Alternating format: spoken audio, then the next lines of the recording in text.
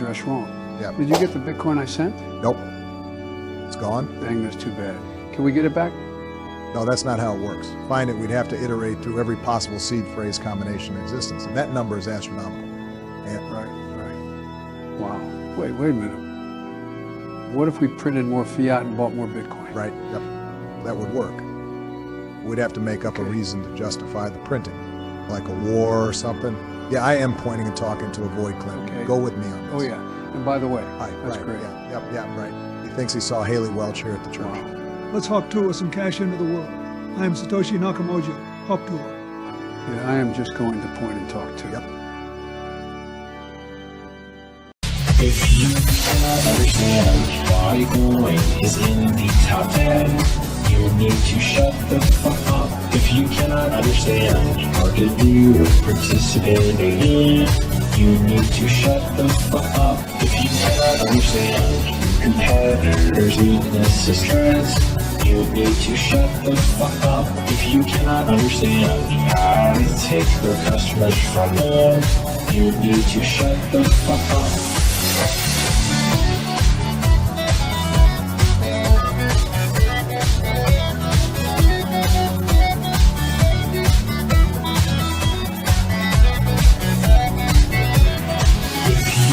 Understand why Bitcoin is in the top 10, you need to shut the fuck up. If you cannot understand market view or participating in, you need to shut the fuck up. If you cannot understand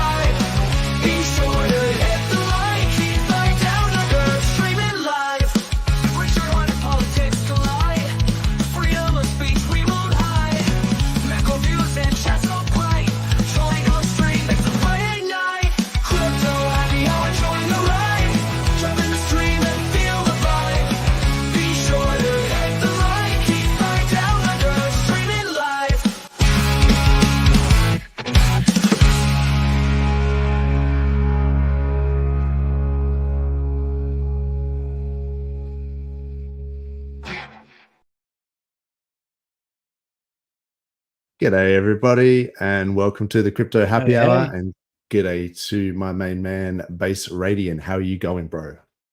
I'm going good. That's Locked good. in. That's Let's good. do it. Oh, that's it. That's it. Just tilt the chair slightly forward. Yeah. On the That's edge of the it. seat. Just locked in. That's it. Locked From in. here to here. Locked Yes. We couldn't have True Blue, aka Big Rig. Couldn't make it today. He's doing something very manly, like going to a rodeo or something. And I think 43, I'm not sure what he is doing. He's probably washing his hair or something. So anyway, Also that's something just manly. cheap shot. Yeah. No, we love 43, and if he does want to come on, that would be awesome. But I've got you, so thank you so much for joining me, Base Radiant. Always a pleasure. And let's just say hello to the chat real quick. We've got Red Squirrel, the mysterious squirrel, aka Fast Abdul, unconfirmed. Unconfirmed. But, yeah, that's right. Just floating the idea. We're just saying, hey, look. And hey, who else is saying, hey, it's Crypto Class. What is up? Clintrons, g'day, Down Under crew. Thanks for joining us, Clintrons. We appreciate you, bro. And yeah, Jerry, what's up? How you going, mate? And good old Zen Crypto shilling his Trump coin. That sounds like it must be Friday. It sounds like a Friday. It wouldn't be a Friday. Right. I like how he says that that we said it was going to vote off. I was like, I never said that. I predict election days these memes start running. Good point. Now that's something of adding value. I think there will be some presidential memes, maybe MAGA, that might blow up coming into the election. So one to keep an eye on. Yeah. Just wanted to quickly bring up that there is this website called PulseChain.community, and apparently there's a whole bunch of apps, 131 of them. Check it out at your own leisure. I can put it in the chat, but it's a nice website. I think it's Gerardo that maybe did it. Just everything in the ecosystem. Yeah. You did look into Hex, right? Yeah, exactly. Yeah. Let me just put it in the chat. But yeah, it's kind of a cool way of just kind of going, oh, there's bots here. There's the movies, highest the stakes or whatever, books, we need to get Mr. Green's book in there. Essential Guide to Blockchain. It might actually be that one. Oh, yeah. Anyway. Yeah, I think it is. Anyway, there's a whole bunch of stuff here that you can also go creators. I'm never in these creator things, so sad days. But anyway, maybe one day. To get you in. Nah, it's all right. I like to stay under the radar. I'm a dark horse. Flying under the radar. That's right. Just you got to be underestimated. That's the key. Oh, here we go. Yeah, so you can over deliver. Exactly. That's right. What is it? Under promise and over deliver? Yeah. Like that. How's this? We got Somi. What's going on? Hey. The main man. This guy, tell you what, putting out 3-4 videos a day. Unbelievable, just prodigious effort. I watch him. I'm driving around. I think, oh yeah, what's Somi up to? Yeah. Great to see you, sirs. Up. PulseChain is one of the only chains adapting to the meme coin narrative. This is very interesting. There's only about 5 or 6 chains out of 100 that accept it. Most others are praying it dies. Bro, stick around later on, and I was going to talk about some meme coins for sure. I want to talk about that Murad guy and a few other things. But yeah, definitely worth following and listening to Somi. He's got some really good advice. In fact, he's got more right here. There's lots of PulseChain ecosystem communities as well, which is very vibrant. That's true. There is lots of different sectors within PulseChain. They have high loyalty rate, low abandonment compared to heaps of other chains, to e.g. Solana. Yeah, Solana. You do have these different factions within PulseChain, which is kind of like a ecosystem where you kind of having like the teddy bear guys. Yeah, like sub communities in the main community. Yeah. And they all kind of like contribute via the decentralized web. Exactly. I suppose. Yeah. Everyone's just competing for that mind share. And so you have like the alien, the Grays currency guys or whatever. And then you've got the PokeChain guys that are trying to make it all about Pokemon. And then you've got, the core coins like Hex and PulseChain and then so there's heaps of different areas. Everyone in markets and crypto waiting for the Russell 2000. Yep. Finally break its highs. It's the only index that's lagging. When it finally expands, BTC rising 80K, 100K, we can all follow through. Look, I mean, I made a pretty bold claim a long time ago. And this was about BTC hitting its all-time high and busting through it like savagely at the 3-year mark. And, people who watch this channel like would be acutely aware of that. And so we made this claim and I think 43 as well was like, yes, if you want this fractal to play out like we have in previous cycles, where you have the 4-year cycle and how many days since the halving and all that sort of stuff, it would put us around 69K around that sort of 11th of November. And it was like the only way that it could have done that, because it was already at 65K or whatever when we were talking about it, was if it went literally sideways for like a year. And it's pretty much what it's done. And we talked about it, and it's just playing out, and it's unbelievable. I mean, I tweeted about this.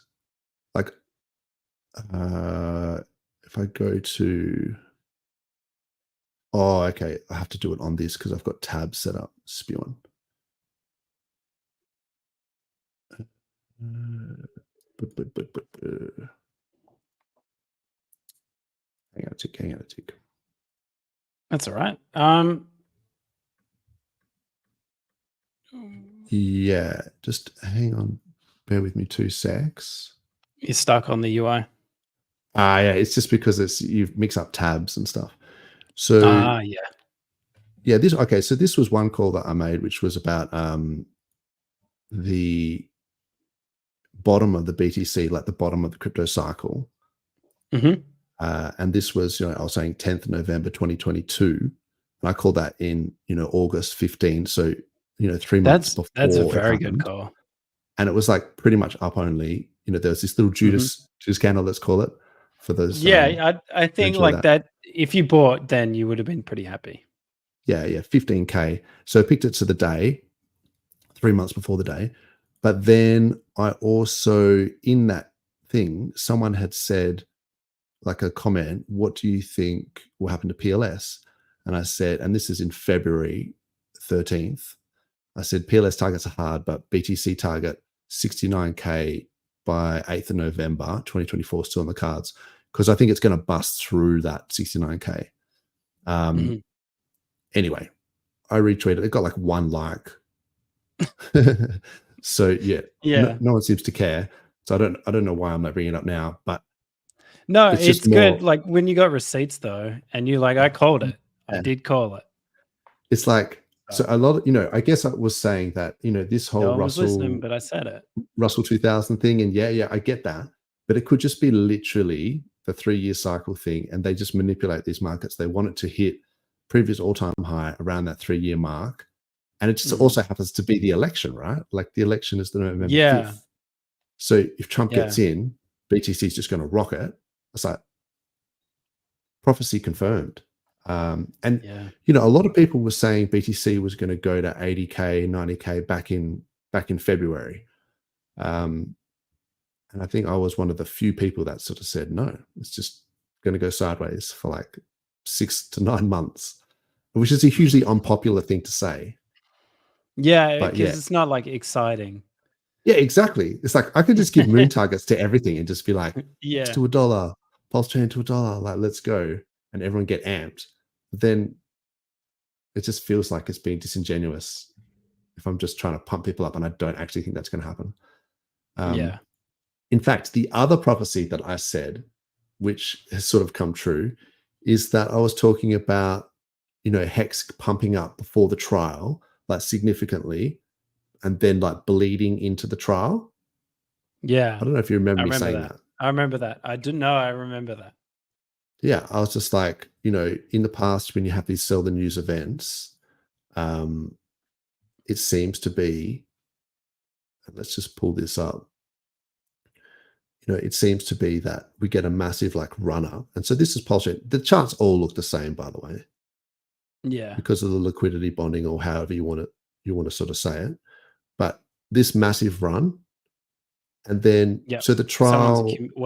People are accumulating, and then it bleeds into the trial. Well, I'm not sure the motivation. I haven't gone that far Yeah. as to try and attribute a reason behind it. All I was saying is that I noticed this pattern, like when it comes to sell the news events or an event, that whatever the whales in PulseChain, for whatever reason, the game theory or they're trying to pump the price and sort of get people to like FOMO in. Not quite sure why, into an event. Mm-hmm. But I sort of said, around about 2 weeks before the trial, it'll start to bleed down. And so that's like halfway through October. And then, it's like October 15 basically is when it crossed below the 20 SMA here, and the 10 MA went below the 20. And then the price is below both. And so like uptrend over. Hopefully we can get a bounce off this 50 SMA here, and we can kind of consolidate for the next, And there could be a lot of volatility around the trial. I think that's just fair to say. Which is literally the 31st. It's like a week away. Hey, 31st is that's crazy. Is a week away. It's less than a week. Man, It's 6 days. might literally be like while we're streaming next week. Yeah. It's like literally a week away from here. Like, because it obviously sure. like the 31st is the Thursday for us, but it's their Friday. So yeah, you're right. Time zones. late. Yeah. So anyway, I feel like, that whole massive pump before and then bleeding into the trial, like that seems to be playing out as well. So that's like 3 for 3 Dozza if anyone's keeping count. But I'm sure someone is. Yeah, it's just me. So I'm the only one keeping count. I'm just like, yes. Like maybe I've said some dumb shit as well. So whatever. I just like, that's where you got to make the good stuff like stand out. You got to really bring that to the front. Yeah, look, if no one pumps your own tires, you've got to pump them you pump them yourself. That's it. Yeah. Yep. I was gonna chat about some of the stuff about meme coins, but I also, let's just see what Somi was talking about here. By the way, list of meme coin chains, Solana and Ethereum base. Base is pretty weak source, I gotta say. They talked it up L2 a lot. on Ethereum, right? Yeah. They talked it up a lot that it was going to be the next Solana. And I mean, there's a couple on there, Brett, but a few others, and they've just done terribly. Tron, like that was fun for about a week. They had that going to go to the sun or whatever instead of going to the moon. Yeah. Okay. Yeah. Don't know. Didn't really. I feel like there's just a different culture of memes on Solana. Like those guys are they're crazy. Yeah. Like they're some like of the full shit degen. just doesn't make sense. Like you just like pop cat. Oh yeah, I get it. It's a cat with a giant mouth, and I don't get it. And they're like, I'm going to base my entire worldview on this pop cat meme, and it's like, okay, why again? Why are we? Well, they like someone owns a lot of it, and then you're getting dumped on. Oh man, this is crazy. Most other chains are just hoping that DeFi, ROA, AI. There has been some stuff going on with AI coins. Did you see that GOAT coin during the week? No, I saw one. I saw the tweet Sami posted where it's like people think this is a real AI, and it's like it was like tweets from like AI.dev or something. I don't quote me. That's not a really domain, but like it was like going down is like doing pre-launch checks, ready to go, launching, and then like it was a command line in tweets. Yeah, and it looks pretty evident that it's just someone typing that. It's not even an AI. Yeah. Launching a token. Bro, I don't want to just launch into this whole meme coin thing because like I feel like we should get this more serious stuff out of the way first. Yeah, no, go for it. Go for it. Yeah. So, but I will, don't get me started. Like I'm fully going to. So stick around if you enjoy that sort of stuff. But yeah, also speaking of Somi, wow, again, it looked like the US. He just brought this to my attention. So like another good reason to follow him. The US government Bitcoin has been hacked. US government Bitfinex hacker seized funds, did a transfer of $20 million out of the wallet, then dumped it into USDT, then converted it to ETH. Probably going to do some sort of tornado cash or something, I'm guessing. The hacker started laundering money through suspicious addresses. So interesting that the second you have like a honeypot of, and it's being held by the American government, it's like, geez, I hope their security is good because...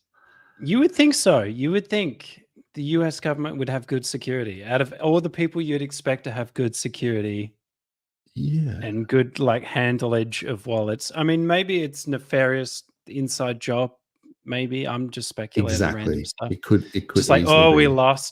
we lost it, and then like some campaign gets a $20 million bonus.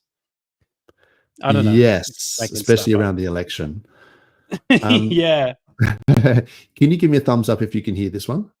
If there is more Yeah. Bitcoins held with these third-party custodians, what risk does that pose, having greater supply held by fewer large institutions? Does that increase the risk of seizure and confiscation like we've seen with gold? And is that not exactly what Bitcoiners don't want to happen? No, I think it's the opposite. I think that when the Bitcoin is held by a bunch of crypto anarchists who aren't regulated entities, who don't acknowledge government or don't acknowledge taxes or don't acknowledge reporting requirements, that increases the risk of seizure. You have an OG crypto community that's very hardcore about it, but if you look at where all the money is, 99.9% of the money is actually in the traditional economy. If you consider the Great Depression, I mean, people thought that their gold was safe in banks until the executive order of 1933. So we're not entirely safe. I mean, I know that's kind of a wild thing to suggest may happen again, but history does repeat itself. So people's Bitcoin wouldn't be entirely safe. It's people say that, but mostly it's paranoid crypto anarchists that say that. Okay, because it's a myth and a trope that goes on over and over again. But first of all, he didn't really seize the gold. People voluntarily turned in the gold. They didn't go and kick in everybody's door, arrest them, shoot them, and take their gold. That never happened. Is the United States on the Bitcoin standard? Maybe we will be soon. But the point really is we're not. Right? It's All right. So I feel like Michael Saylor took a bit of an L during the week. Like, I was just listening to that going, boo, this man, boo. Yeah, he's saying that only paranoid crypto anarchists care about self-custody. I feel like that, because he has the trust, right? Or whatever that. The ETFs. Yeah, the ETFs, so he's got, MicroStrategy, and so with their stocks, they sort of leverage against Bitcoin. So they borrow against their shares, and then they buy more Bitcoin. And so, but it's not real Bitcoin, right? So that's sort of, you're buying a stock in MicroStrategy, you're buying the leverage on Bitcoin, but you don't actually own the Bitcoin. I guess if you're participating in an ETF, you're exposed to the gains of Bitcoin, but you don't actually own the coins. So it's the whole, not your keys, not your coins. Like, yes, there is a non-zero risk that a government can, even falsely assume that you are a bad actor, seize your bank accounts and take your stocks, take your, your ETF and your fake Bitcoin. And there's literally like zero recourse. So the idea behind crypto is that, like, the entire ethos of it is that, you're cutting out these institutions, you're cutting out the middlemen, and that it's peer-to-peer, and it's trustless, permissionless, censorship resistant, pseudonymous. I've never heard that word before. What like pseudonym? So you have the address instead of your name. Pseudo-anonymous. Gotcha. Yeah. Pseudo-anonymous type thing. Yeah. I think it was in the white paper. Exactly. White paper. And so, I feel like Richard Hart has sort of, talked about the tenets of what true crypto is about, like pure DeFi. And I feel like the Hexicans and we know that, self-custody is sort of a crucial aspect of that. Like, I'm not saying you can't use centralized exchanges as for on-ramps. And you might also have some on centralized exchanges for whatever reasons. You may think that the risk of having self-custody is too large, whatever. But to sort of say that self-custody is, a small... If you've been around long enough, you've seen so many exchanges get hacked, though. And so it's like, it's the better alternative is you got to deal with it yourself. You also have the risk of you losing it yourself. But yes, that's you bear the brunt. You take responsibility for your own security. Exactly. So there is a non-zero Yeah. risk there as well. And, I think Steph was talking about that last week when on most of the complaints, because I thought most of the complaints with staker app people losing their seeds would be that they screenshotted it and uploaded it to the cloud. He was saying no, that nearly all of the complaints were people had just lost their seeds. Like they just literally lost them. Yeah.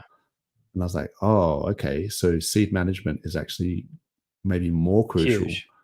Yeah. than sometimes the security, but I think both is crucial. Like maybe a hardware wallet would have solved both of those problems. And, maybe multiple hardware wallets or whatever.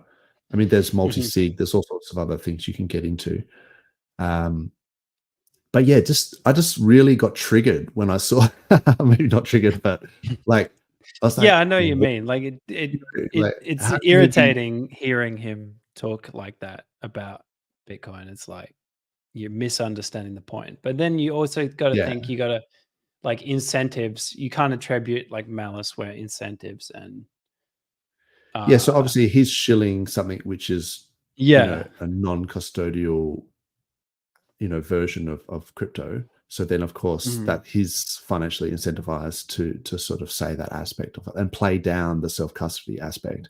But then it's up to us, and I'm going to lean into the paranoid crypto anarchist and just say, it's up to us fellow paranoid crypto anarchists to sort of say, no, you're wrong. Like you need self-custody is a crucial component of this. It's huge.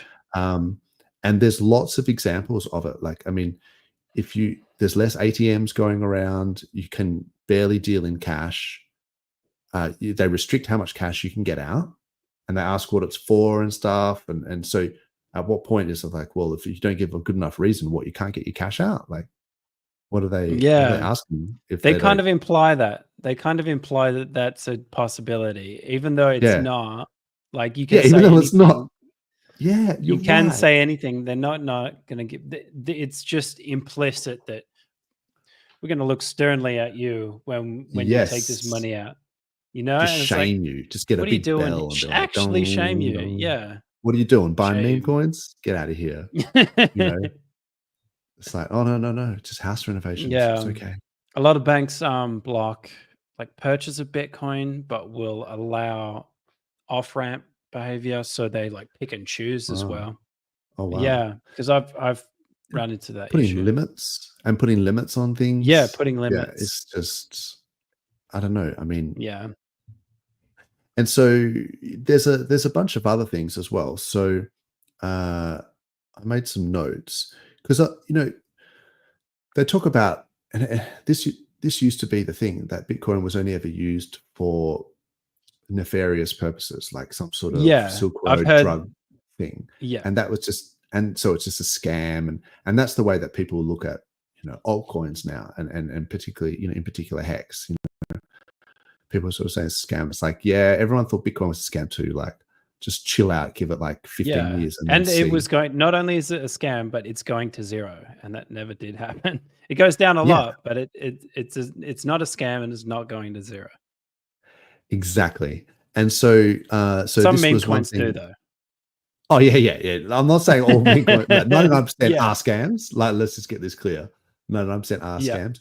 But it's that thing where you see, the Arbitrum Foundation, the Ethereum Foundation, the Optimism Foundation, all these guys getting unlocks and selling their own coins on people's heads. And then you've got the opposite. You've got Richard Hart just diamond handing this OA and or whoever is controlling it, but they're never sold. And then it's like they got the gall to call Hex a scam and Richard Hart a scammer. It's like, why aren't you saying that the Ethereum Foundation is a scam, or the Optimism Foundation, or Arbitrum? Like, they are literally selling, and this guy isn't. It's like, you just don't like, people just don't like him. Like, but that's just because I feel like he's got under their skin a little bit, like with the whole the Gucci tracksuits, and it's just like waddling out of like the whatever. With the bags, luxury goods. Yeah, just like, bro, that is. I was going to talk about that. That's got to get under some people's skin. Like, there is hate out there for that. Yeah, for sure, man, for sure. I might even bring that up in a second because Wall Street Bets basically did that recently. They had the meme of Richard Hart walking out, and they were saying, oh, there'll be signs, and this is Wall Street Bets. Like, this is like the pretty massive account, and they're using Yeah. Richard Hart as a meme. And that's what I was going to talk about later. That's Is that pretty I actually cool. think that Richard Hart is a meme, and I feel like if this is going to be the meme coin super cycle and everyone's going to lean into memes, then we need to start memeing Richard Hart. I feel like that is going to be our edge in terms of like, memeability. Yeah. So what I was just going to say about this whole Michael Saylor thing. So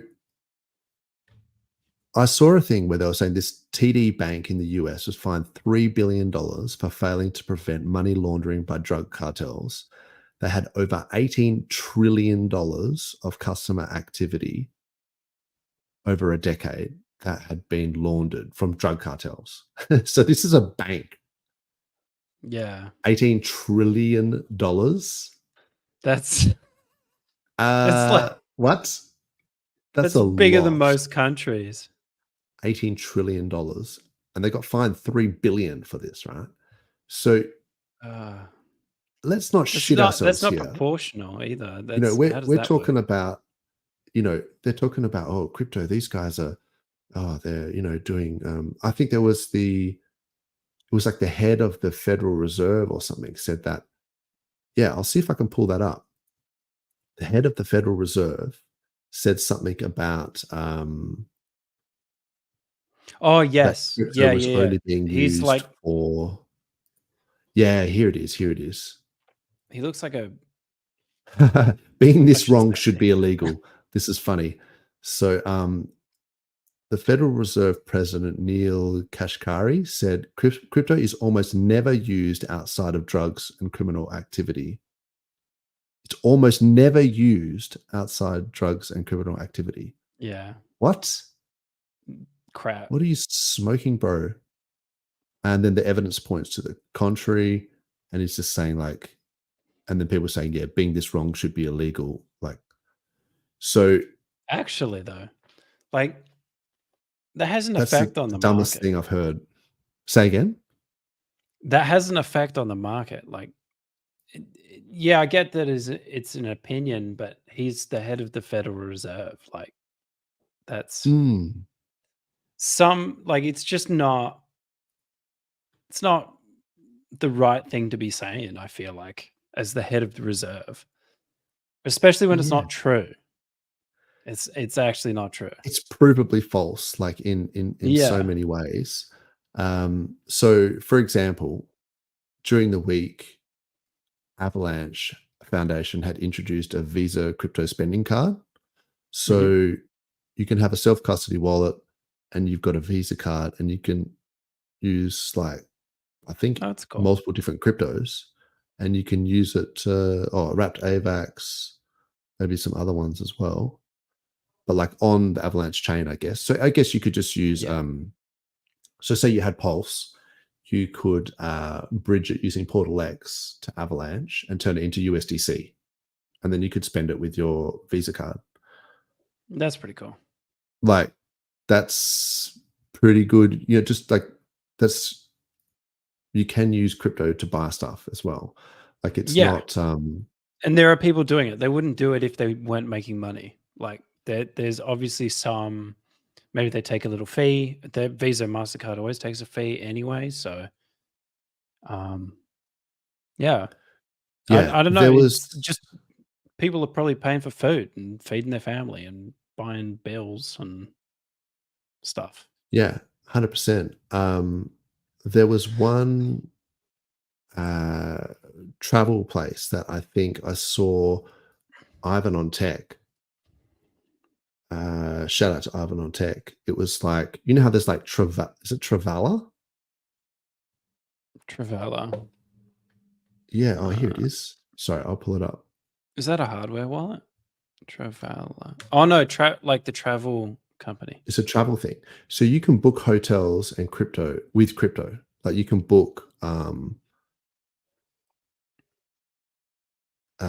flights and accommodation using crypto. This is Travala.com. I saw this on Ivan on Tech, so shout out to Ivan on Tech.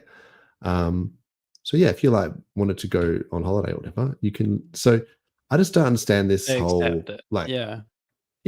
you can just pay for it using crypto. So It's money. this idea that you can't use crypto to buy things is dumb. Like there's lots of crypto cards and things out there. There's things you can buy, vouchers. You can obviously buy flights and accommodation with that Travala site. So yeah, I just don't get it when these guys are, I mean, they obviously got an agenda is what it boils down to. Yeah. No, I've seen lots of videos of people in like, what's that one country? I think El Salvador, where people are literally just paying for bread and fruit and with Bitcoin. It's just like, yeah, that's crazy. You know, the fee Isn't would that be a bit bizarre? high, but like, Yeah, and it would have to be on at some Lightning as point. well. Yeah, maybe it's on Lightning. But even there's this BRICS thing that's going on at the moment. So you've got, Brazil, Russia, India, China, and South Africa, and then a whole bunch of other countries all forming together to create their own currency, and it might even have their own blockchain to That'd be cool. facilitate Or it. somehow use. Yeah, the payment system might actually be using blockchain. So I don't know. Legacy financial like plumbing backend. I mean, some of this stuff is still using COBOL and like old machine Okay. languages, and they have Yeah, like right. mainframe computers. And there's like the people who have written the code have died, and there's like new Yeah, people coming in, that's and there's crazy, a rush isn't it? to like train them up into how to use COBOL and how to program on these Yeah, this is the mainframe problem. computers. Some of this this information, about how to create microprocessors and down at the wafer level, like at right in the silicon level, that there's only a few people in the world that know like exactly how Semiconductors. that stuff, semiconductor stuff goes down.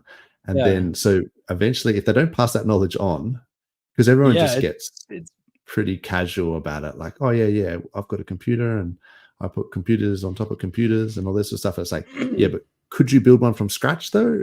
It's like, yeah, as long as I buy all the cards like pre-made, I can build a computer. It's like, yeah, that's not what I I'm reckon I saying. might be able to. It would be no, a very extensive. I know the average layman. I'm talking about the actual like creating the semiconductors. Oh right, like printing on the PCB board things. Like you could make a Well, big one. It wouldn't be tiny, but it wouldn't be like exactly. You'd have to use logic gates and things like that. Yeah. But anyway, it's not like it's processors that we non-trivial. have Like it now. is definitely It's not it's like terahertz processors. It's not like that. Yeah. No. So yeah, a lot of that information has the potential to get lost. So yeah, that's interesting. That's scary. So yeah, this BRICS thing is like, they've got some summit at the moment. It seems like it's going ahead. Like I kind of get it if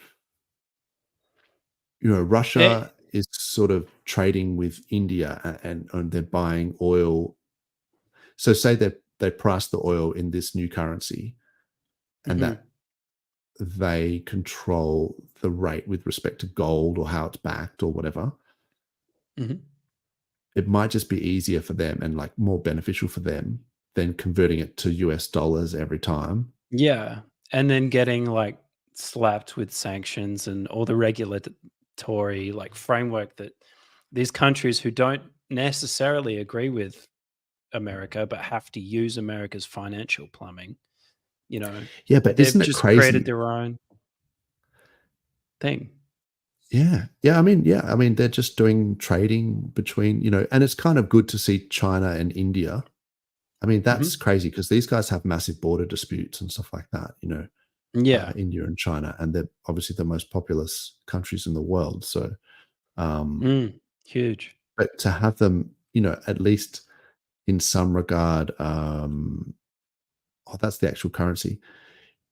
To have it in some regard on friendly terms, is kind of a good thing. And I mean, Russia, people were talking about, Russia, Putin is the next Hitler and is the worst thing in the world. And, we're literally at war with Russia, like by proxy through the Ukraine. And then now it's just like, here he is, having meetings with the head of states all over the place. So yeah, it just kind of makes you think, is this... Yeah, and you're is this clearly gonna- not in that country either. So like, who are you to, like, maybe the populace, that's what they want. It's not really... Oh, who's this? 43. How you going, mate? I've sufficiently What's going on, guys? irritated you enough Howdy, to come howdy. on. I was like, giving you a hard time I that was I'm not listening to you coming on guys earlier. talking. I was listening to you guys talk about Michael Saylor. Oh, Oh, yes. Like you can't get more opposite what crypto is supposed to be about. Thank you. You can't get Thank more you. opposite that than what he's going on about. Like that's like look, he's done a great job getting legacy in, and maybe he has to toe the line, but we should not get it messed up in the crypto. Like we should never get it messed up. We don't get it messed up. We're about DeFi, right? But Yeah, we people know what's should up. not get it messed up. That guy is not like, he's not telling you, when he says that, he's not telling you what is best for you. Yeah, absolutely. Yeah, and He's- he'd he's even said selling in his the own bag. past, exactly, yeah, and even in the past, he'd actually even said that one of the advantages of Bitcoin is that the government can't just take it like they did in 1933 and all this sort of stuff, like, and so he was on record saying that, and then now he's come full circle and he's like, oh, as if that's ever going to happen. Like that's exactly what it's for. It's like, its don't purpose. gaslight me, bro. It's never going to happen. Yeah. Okay, maybe it never happens, but don't tell me it can never happen when it happened with gold. Like it happened with gold under threat of violence. So when he says, people voluntarily gave it up, like, what's the context of that? Under threat Under of duress. like, Yeah. like, you know what I mean? Like it's sort of I know it's disingenuous to gaslight say me, shit bro. like You that. gaslight me. I know. I was like, what? I just think because we've realized, that Richard Hart has always talked about these principles and about self-custody and stuff. So we sort of recognize that these are important things. And then when someone comes along and says it's not important, it's like, wait a minute. You're saying the exact wrong thing. Like, yeah. So And that's a red flag. And so to us, so what's interesting is that to us, that's an immediate red flag to us. But we have to acknowledge that most people in crypto might actually just nod their heads at that and say, oh yeah, that sounds all right. He has a point, and so we actually we need to, like, we're here to talk about DeFi, hence the name DeFi Down Under. But we need to educate people and set them on the right track. So if anyone, has it messed up in their mind and thinks that is, look, we've already got those systems, centralized systems. We've got plenty of those centralized systems. They're all over the place. What we need is, like a decentralized alternative. And I'm not for a second saying that everything needs to be decentralized all the time. Like, no, I'm not saying that. Some things can be centralized. Some things work much better centralized. A lot of things work much better centralized, but when it comes to money and when it comes to being able to transfer value, we sort of don't want people, we don't want powers that be having all that control. It's too much control. Value should be able to be exchanged without the permission of a third party giving you the tick of approval or saying, no, you need to stay home, or we turn off your ability to trade value for goods or services. Like we do need that option. And that's sort of, it's almost like a, You know how like in the US they've got the First Amendment, they've got the Second Amendment. Yeah, it's a right by code, right? It's a right by design. Yeah, that is so well put, man. That is so well put. Yeah. It's a right by code. It's an immutable right by code. It can be confiscated. It can be locked in a cage, all that stuff. But it's very hard to lock everyone in a cage if everyone has the ability to use it, you know? And look, the world is changing, man. It's changing quickly. Like, you know, you got to keep up with some of this stuff. You know, we've got this brick stuff going on in the background. You know, we've just seen what's happened with the spicy cough and all that sort of stuff. Yeah, there's been a lot of changes. I feel like people need to take For the worse. And you yeah, need to for the take some worse. responsibility. Yeah. Like if things go downhill, they can go downhill quick. And if you don't have, you know, the option for some of these things, you know, they could turn off your ability to buy Bitcoin and then you can't get in. Exactly. Participating in. And if you look at the way that like the beauty, sorry, go ahead. I was going to say the beauty of being able to create a wallet using maths is that you can swap goods or services for you know, things on the blockchain, and there's no one that can, well, I mean, they can track you down, I guess, if that's what you want to do. But in this, and I'm not saying necessarily I'm not saying to do anything illegal, right? What I'm saying is that in a situation where there's no other choice or no other option, gee, isn't it great that people can just swap goods for value and not have, you know, like a third party having to be involved in it. Yeah, permissionless, I think is a great way of putting it. There's also an imperative there as well. So one of the things that I saw recently is that they were saying that during that whole, because you know how 40% of the money supply was printed in like 6 months in 2020. So they were saying that $7 trillion or 85% of the $7 trillion that was printed was basically saved. So there was a lot of people that, you know, couldn't go on holidays and things like that due to travel restrictions. And so a lot of that money ended up in stock markets and real estate markets. So it basically inflated all of these markets. And so all these boomers that had all these, you know, assets just got super wealthy from all that money printing, right? Because all that money flew into the legacy markets that they already owned. So for the next generation, it's almost like intergenerational theft, because when you print that much money and you give it to an older generation, the new generation are the ones that are going to pay that, because now everything costs more. Like the cost of living is higher, and they can't buy the Tesla stock, the Nvidia, the Apple stock, whatever. So it's kicking it down they can't buy the houses. They got no chance. The only chance they have, I would say, is crypto. One is the houses, man. Yeah, exactly. Not being able to buy a house is the worst. Like we went from my generation. I'm sort of ex-millennial, like on the borderline of, and we go from my generation of, we sort of scraped in. So you just broke up and got in a way that was. We got into the property. We were able to get into the property market. Yes. We sort of just slid into it, right? We just sort of got into it just to where we are now. Yep. I honestly, I mean, I'm of the opinion that I would rather Go on, sorry, dude.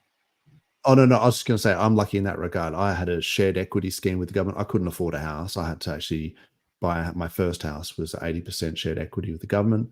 And then I managed to get my own house. And like once I had that, then I was able to sort of build off that. But yeah, I scraped in hard, like I'm one of the lucky ones that actually, you know, does have properties because, but yeah, I guess I'm talking about the younger generation. Yeah. I think it's not, I don't think it's fair. I really don't think it's fair. You know, and sometimes I listen to boomers talk about this stuff, and it makes me upset because a lot of the time they're like, pull yourself up by your bootstraps, and it's like, no, I'm fine, dude. I'm fine. I'm fine. I'm lucky. I'm one of the lucky ones who got in, and I'm okay, right? I'm upset about, and not enough gets said about the fact that governments spend so much money.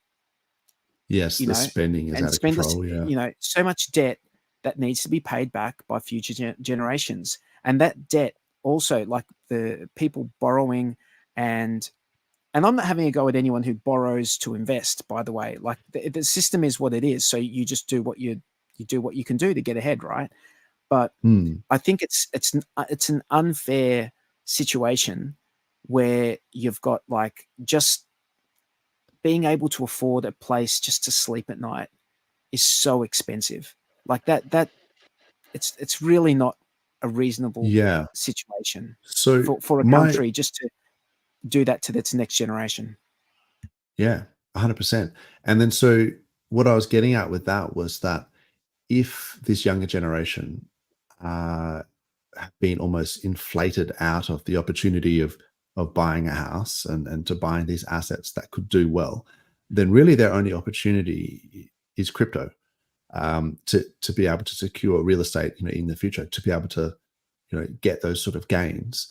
And so if the government makes it really hard to get into crypto and you end up losing all your money on centralized exchanges and things like that, getting hacked, then it makes it almost impossible. So that's why it's so important for self-custody, and so important that people, so we get rid of the stigma that people sort of have of that crypto is only used by for drugs or whatever, like that president of the Federal Reserve was saying, when it's clearly being adopted by major institutions and other payment rails. Nation states, I think, even. And nation states, in terms of the debt, go ahead.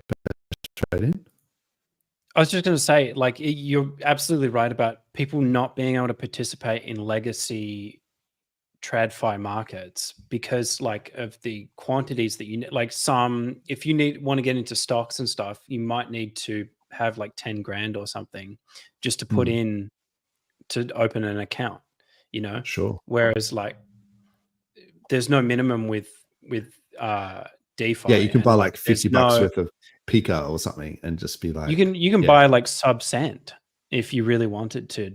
Like, that doesn't make sense to do as an investment, but you know what I mean? Like, there's no limit. It's the freedom to transact though as well. Like, it's another thing. Absolutely.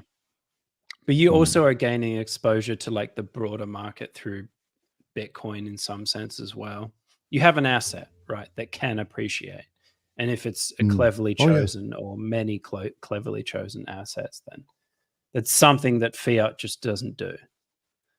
Exactly. I mean, that's the sad thing that, you know, growing up, we were always told just to save our dollars and savings accounts and things like that. And as it turns out, devalued. That's a horrible idea. You actually want to have assets that appreciate, because storing it in fiat is just diluting over time.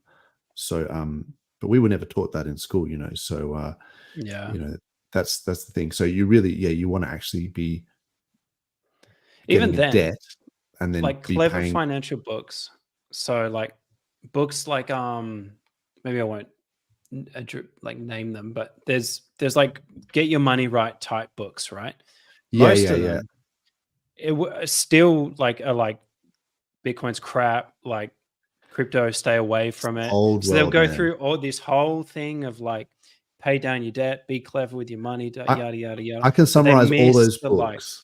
Sorry, go ahead, keep going. No, but yeah, they're all like be clever, but you don't get you don't get exposure to the broader high leverage stuff that I they're very conservative either. They're very leverage by risk, but yeah, that's true.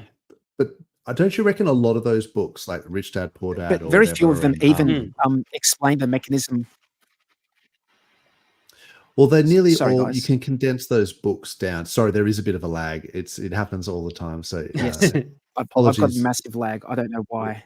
we start talking over top of each other because like we think that there's silence, but then there's not.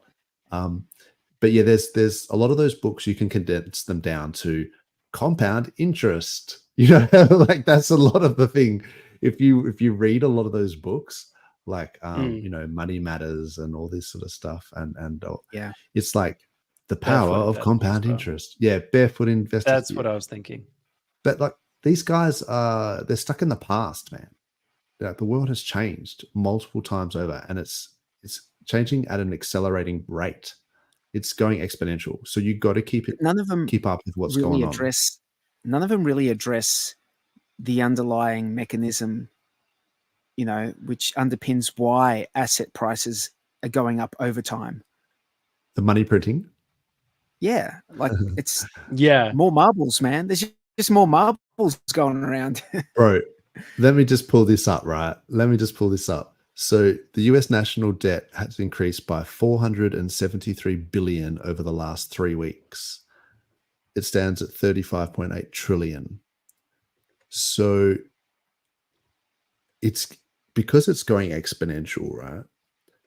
And I think they were saying, you know, that I think was it 30% of the total tax revenue in the US was just being used to pay the interest on the national debt. And eventually, and that number is increasing, obviously. So at some point, like 100% of all the tax that everyone pays, which is a shitload in the US, will go to just paying the interest, not even the principal of the debt. So that's crazy when you start to think about it. But really, what's the only way to get this down, or to get I think it's the GDP versus debt, you know, ratio down, or GDP. To be more efficient. Well, it's to Increase print money, productivity. basically. I mean, if we want like the real way to like if we not just printing money, but just to actually, you need to be more efficient. The proper way to do it is to yes. So the what you're saying is true. Is the proper way to do it is to become more efficient and to produce more and to have like a better economy and employ more people and produce more and increase your GDP. But if you're trying to get that more than you're importing, you need to bring money in to the country. Money has to come into the country. You need to be able to, rather than a net money going, like value going out of the country, value has to come in. Yes. Yeah. But in terms of like the debt to GDP ratio, if you're trying to drop the debt to GDP ratio, then the easiest way to do it is to print more money and devalue that debt, to deflate, like sort of dilute the value of that debt. So if you've got some massive amount of debt and you just print more money, you dilute that amount of debt. So it's basically inflating away the debt, if you know what I mean. You make the cost of everything else so high that the debt doesn't help. is lower. That really does not help. It sucks.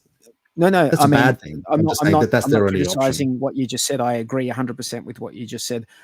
What I want to say is that it doesn't help like the poor person, like the people who are living on the poverty line. It really hurts them the most because these people completely fucks them. It completely fucks them. They don't have assets. Where everyone else who's got assets, 100%. Who's had the being fortunate enough to be born earlier in the cycle of, you know, the money printing, they've had time to acquire assets at a cheaper price. Yes. And you can never, like, you know how many young people I've heard say they were never able to keep up with the increase in the cost of housing. Like they were saving for it, actively saving all their money, like for a deposit, but the price of houses went up quicker than their ability to save 20% of the value of a house. Yeah. And when I say value, the price, not the value, the price, because, you know, it's just the price of the house that's going up. You're not getting more house for the more money you're spending. No, same bricks, same mortar. Bro, I'll tell you a story. In 2009, I used to day trade BHP stocks, right? And I made 50 Nice. grand day trading, right? Because I was saving for a house. And the price of the house went up by more than 50 grand in the time that took me to do that. Like over like a 9-month period or a year. It's I not was like, surprising. what? Yeah. So it was like, yeah, I had 50 grand. I The had a reason deposit. like the BHP went up is the same reason the house went up. Is Yeah. like, Yes. So anyway, that happened to me as well. But So anyway, the I was thing, still able the to thing get a that is deposit, really, the thing that I see right now that I've been looking at for the last couple of years is like, in the state that I live in, I've noticed that land tax has just been going up the last few years, in the face of stagnating prices when it comes to property. So why is that? Yeah, Isn't right. that interesting? Isn't that almost like nonsensical? I thought it that, was that proportional land to tax, the cost of No, the but land. Yeah. yes, that's correct, right? But that's But the why it doesn't proportion's make getting sense. bigger. But it doesn't make sense because what you've got this third party which values the land, right? They value the land, and then based on that valuation, your council's charging you pay a rate, like your rates that you pay, which is like a local government tax. But that's of all the taxes, that is the most like justifiable. Like they pick up your rubbish, like they keep your parks, they keep the parks like clean. That is the most justifiable of all of them in my mind. Shire rates. That's shire rates, though. Yeah, rates. Sorry, I thought you rates. were talking about. But it's essentially yeah, a tax. sure, yeah. It's essentially a Yeah, tax yeah. on owning a property, right? It's a tax that you need to pay, which they go and do stuff. Most justifiable out of all of them. But then you've got land tax, which is a state government thing, right? Yes. And they go off this same valuation. And what is bizarre is that they've been going up. These land taxes have been going up, but like sort of prices haven't been going up that much. Like when I say prices, the actual price that you could buy or sell in the last couple of years, I don't think, I don't know the rest of the country, but in my Different state, states, it seems bro. like Our state's gone crazy. So it seems like everyone's coming. But yeah, your state so is I think in my state it's down. been the worst. It's been the worst. Well, I'm saying we had a crazy guy at the helm over here. We had a crazy person, Yeah, so all the people from the eastern states have been buying up properties in Western Australia. That's actually it's the only one that's still going up, I think. I'll mark it up. It makes sense. It makes sense because I wouldn't buy a place here anymore. People have been buying houses from the eastern states. Have been buying it in Western Australia sight unseen as well. Like we've got a massive bubble going on at the moment. Where it's just been gone ballistic. But land taxes here probably will have not burst gone soon. down, mate. That's the thing. That is land taxes in my state have not gone down. They've continued to go up. So I've got skeptical hippo eyes on all of this shit. It's like there is a big reason for governments, and I wouldn't be surprised if there's corruption involved in all of this valuation stuff, because governments have a lot to lose by values of their land going down.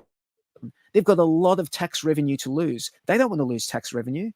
So what are they going to do to keep their tax revenue? Well, we've got to keep those valuations high. I'm skeptical of all this stuff, man. There's something that it's not passing the sniff test for me in the last few years. And I mean, the thing that shoots me as well is stamp duty, because I thought they were going to get rid of stamp duty when they introduced the GST. But then they just were like, nah, let's keep it. And then why don't we have both? Yeah, why don't we have both? Like, this is tacos, bro. Like, I don't want to be paying with my post-tax dollars. I already pay income tax. It's already been taxed, and then you buy, GST, everything.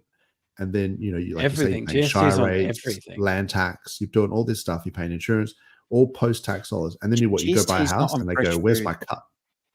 Yeah, not on food. Yeah. And a and car. not on and a medicine, car. and not medicine, medical stuff. Yeah, but Some stamp duty is on cars and Property. houses. Yeah. Yeah. And that's the thing. It's like, that's a lot, man. Like, if you're buying a house, where did stamp duty come from? If you take the name, it makes you think It that sounds okay, stupid. there was a just like no, but there must have been some guy back in the That's- day. There was some guy who had like a pad, like an ink pad and a stamp. And when you bought something and the government had to approve it, he had to bloody stamp it. Just like, okay, Yeah. this has been cited by the government. We approve it. That's the stamp. There's a tax involved because I need to get my wage paid for this stamp, right? And then somewhere along the line, it just morphed into, yo, let's buy a house, and now you owe $100,000 extra to the state government because you bought this house. It's like, what? $100,000? Yeah. Why $100,000? Crazy. It doesn't make sense. Yeah, it's crazy. And the houses get sold over and over and over, and each time they get taxed. It's not like it's been paid once. It's like every time it gets sold, it gets paid. Can I say something that's like slightly irrelevant, but also very relevant? Sure. I'm here for it. If you can, okay, anywhere else in the world, if a meteorite or like an asteroid or like something from space falls, it's a rare mineral, right? It falls and it hits the ground. You can go up to it and grab it and just like, here it is. I found it. I tracked it down. Like, this is mine. You can't do that here. It belongs to the state. Yeah. Is that right? Even though it's I looked it up because I was like, look, I'll just extraterrestrial. sit here and not extra. Yeah, like it belongs to the state. If it landed here, at least in That's crazy. like here. Yeah. I They thought just that was so say- BS. You just have to get I your was like, story I'm gonna straight, go man. hunting. You're gonna Yeah, get your yeah, story you do. straight. It's like, yo, this shit was already here. This didn't come out of the sky. This was here already. Yeah. Depends. You probably don't want to be like touching some radioactive meteorite though, just No, in it's case. probably not like red But, hot like thing. But there's people who track them, and I saw them like in the States. They do it all the time, and they'll actually Yeah, take right. flights and like track them down. Because I was like, Yeah, right. that's a cool hobby, but you can't do that here, apparently legally. That doesn't make much sense though. You can because if can it's come buy from them the- from other countries, and that's fine. You're It doesn't make sense. That is It bizarre. doesn't make sense. That's a bizarre rule. That like, is where is crazy. It that? belongs to the state museum, I think, You're right. There you go. legally. Fun facts. I like it. Yeah. One last thing I was going to say to tie a bow around this sort of rant that I sort of started, and I'm glad to see you guys joined in on that. If the debt is so high, and they have to say print more money to sort of devalue that debt, and they're sort of inflating away the debt at the cost of everyone else, it's like another tax on top of all the other taxes. This is like a hidden tax of inflation on everyone, so that the cost of living, which hurts the low socioeconomic people the most, and it means that they can't get into the assets that are actually doing the best, where all the liquidity has actually flown into. Then it means that the younger generation, I guess this like intergenerational theft or intergenerational transfer of wealth, it means that the younger generation are at such a disadvantage that they can also not only afford to get ahead, but sometimes can't afford to have children. And so that's actually That's the showing one. in the birth rates. The Yeah. birth rates are actually dropping It's because people can't afford to have messed kids up. anymore. It's a So crisis. This is Yeah, this that's is actually- this is a crisis in Australia. Like, I'm not trying to blow it out of proportion. It is a fucking crisis, man. Yeah, it's we a little want bit more concerning. people. We want more people having kids in Australia because Australians, I reckon, are pretty cool people. You Yeah, know, yeah. that might be think people should disputed have more kids overseas too. because people overseas might not agree. I think Australians No, are but fucking like cool, those man. overseas we need countries more. need to sustain themselves too, and so Yes. do we. And But so then we rely on immigration, right, to prop up our economy, to buy to Too increase the much, demand way on too our much. whatever. We rely on not too as much effective. immigration, and it's not very vetted, And I mean, even in the US, like the way that they're letting in so many immigrants and stuff to for the voting, it seems like they're trying to stack trying to get them to vote Democrats over there. Like they're trying to get rid of ID checks. Photo base. Yeah, because no one coming in illegally has ID. Yeah. They were getting rid of they were banning ID checks, I think, in California. In California, yeah. And it was like they said it's racist because you can't disadvantaged people don't know how to obtain ID. That's something. That's it was that's the lowest. Like if you don't like something, that's an insult. That's racist of itself. It is. Yeah. You just claim that something is just racist because you don't like what they're saying. Yeah. But no, anyway, I'm not saying like I'm not anti-immigrants or anything like that. I'm just saying if the birth rates go down, like so, sometimes people always say that it's the immigrants or whatever, they're taking jobs and stuff. But a lot of people don't actually want to work like low-paid jobs as well. They don't want to pick fruit and they don't want to work in hotels and cleaners and all this sort of stuff. So if there's people that really want to do that sort of stuff, like I feel like that's like we need someone to needs to do that stuff. So it's like, not. I think it's not a case of they really want to do it. It's that they can do it and that they're available to do it. Well, someone does need to do it. They need the money, so yeah, exactly. Better than and then you can have immigrants where they were, right? Yeah, that's the whole point. Yeah, that's and then so what I'm saying is people can't complain about immigrants unless they were the ones unless they're willing to pick fruit and clean hotels or whatever. Like someone has to do that. So and then also you can have immigrants that are highly skilled, highly professional, doctors and lawyers or whatever. So it's a complex thing. But I guess I'm just saying like the birth rate declining at such a rate is not a good thing long term, like for sustainability and for like paying out pensions and things to older generations, whatever. So anyway, that was just where I was going with that. If you look, that I think that was a good point that you made. That we can you've tied a bow around it. I just want to get this one last thing in. Go for it. We quite often we hear the phrase the poor are getting poorer. That is not going to stop because poor people, like I'm talking like I've been poor. I remember when I was going to uni. I've lived poor, man. When I went to it's always like uni. It's always uni. Uni, yeah. No, I've lived poor. I've lived really poor, man. But you're the closest. You're close to having $0. So whenever you're close to having $0, and the central bank and the government are inflating the money supply, you're always being close to zero is going to mean that the poor are always getting poorer, and that's just a function of inflation of the money supply, and it's always going to be that way forever. So whenever I hear it, the poor are getting poorer, it's like in my mind, it's like, yes, they are able to buy less stuff, but it sort of irks me from the perspective of, I know exactly why it is. I know exactly why it is. It's because there's more and more debt, more and more money production. So that's right. And debt, money, when you create money, you effectively create debt anyway. So yeah. That's right. It's just more debt in the system. Yeah, it's pretty crazy. And the interest on that just means that you can never repay it because it's just, there was never enough money in that system to be able to pay off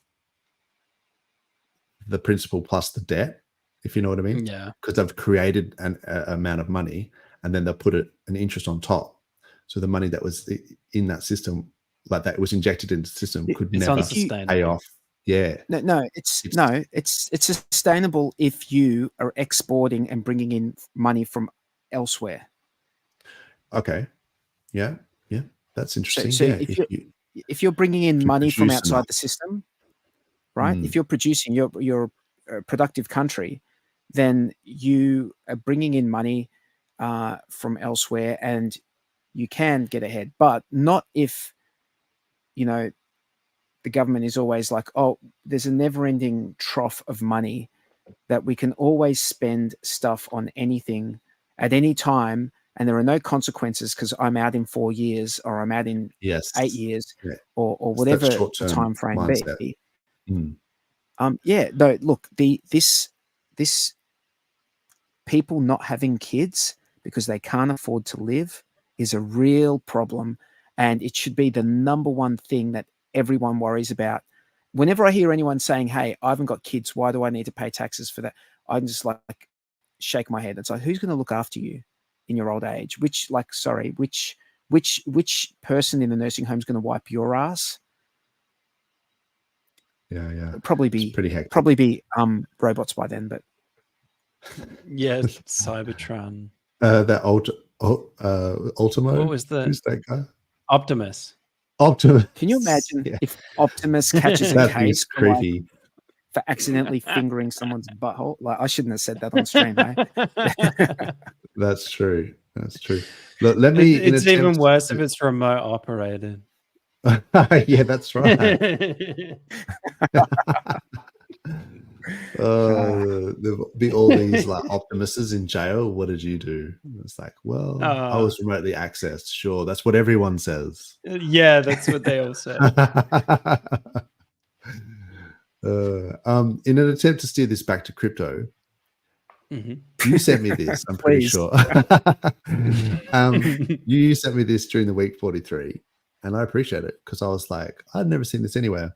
So EIP 7702 it apparently is so the next Ethereum hard fork, Pectra, is expected 2025, significant updates for account abstraction. So it will allow EOAs to execute smart contract code directly from their addresses. So normally you have your normal wallets and then you have like contracts. But in the past, is my understanding, the way that Ethereum works, a normal EOA wallet could never actually have, it's not like a smart wallet, like it can't actually do any contract calls. But with these changes, then EOAs gain that smart wallet sort of functionality. So yeah, that could be interesting. I don't know. And it's the new one, right? It's the new one. Are we ones. in it for the tech or? It's not the old ones. Cool. It's not going to be it's not going to be like if you've already got a wallet, that's not going to become a smart wallet. It's just going to be. Oh, when you generate a new EOA. Okay. My understanding. I could be wrong. Don't. Yeah. So it's not retroactive. Yep. Yeah, right. Anyway, it seemed interesting. I mean, I guess we'll hear about it a lot more, over the next year or whatever. And there could be some. I wonder if you could do some ramifications. Security, like. It could be all sorts of unintended security ramifications, but also some positives that come out of it. There's going to be some privacy stuff that comes out of it for sure. For sure. So that will be one to keep an eye on. I should probably go and check the chat. Hexdelic, good to see everyone on the way for beers. That's the way, the Friday Arvo. Good work. So Somi lit up the chat before. Oh, I think we saw this one. Oh yeah, so he's talking about the memes. Class, and also one last capitulation before the end of year. She does live in the land of the black swans. So the trial, I guess. So the 31st, I mean, the court date doesn't necessarily mean they're going to have a result, right? So they could take some time before they come up with a result from that court case. And then even then, it's only whether or not the case should be dismissed based on jurisdiction or whether it should be going ahead. So I feel like even if it's not dismissed, that's not necessarily a bad thing. It just means the case starts. So, but that could be a bad thing, like in terms of the price, like people might perceive that as a bad thing. I think we should all expect it to. I think we should all be expecting the case not to be dismissed. I think that should Yes, be I the agree. expectation.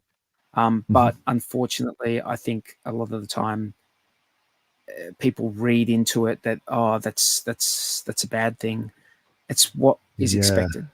It's expected to not be dismissed. It's sort of like a Hail Mary attempt to get it dismissed. If it works, awesome. If it doesn't, it's like the game goes on as it was, thought to go on anyway. We thought it was going to go this way, Exactly. But the market does stuff all the time. Yeah, it's almost like people are like, too long didn't read.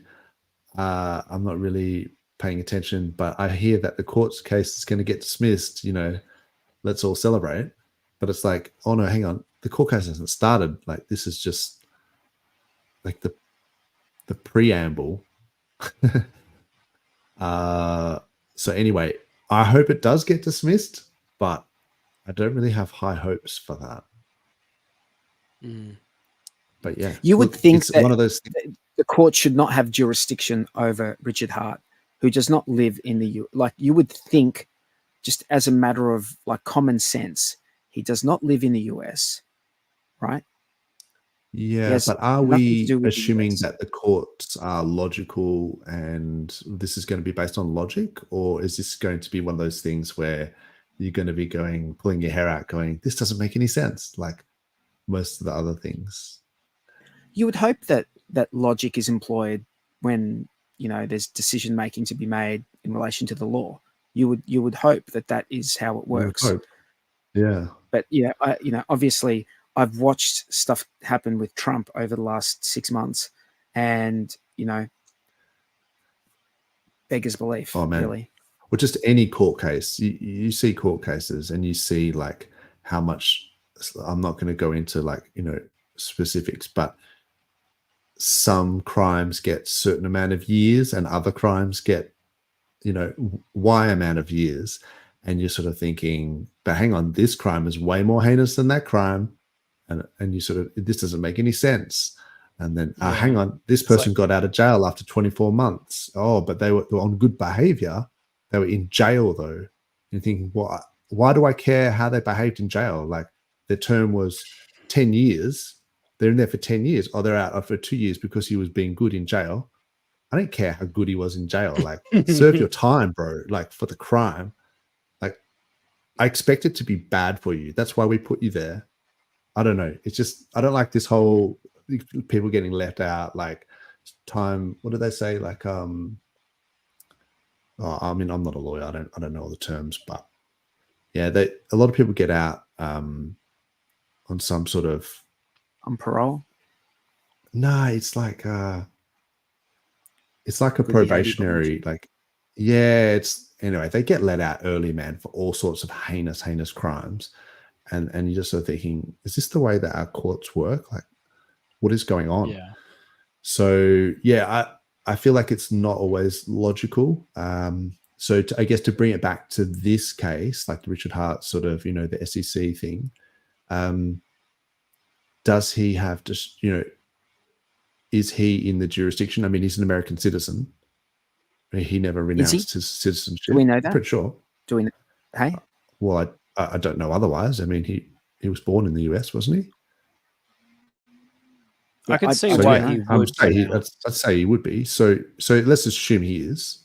So do they not have jurisdiction over someone who's born in that country? Like, I don't know. I don't know. But I guess the thing is that if it doesn't get dismissed, it's not necessarily a bad thing. He could still go on to win the case on its merits. Yeah. This Every is just a country has its own jurisdictional laws.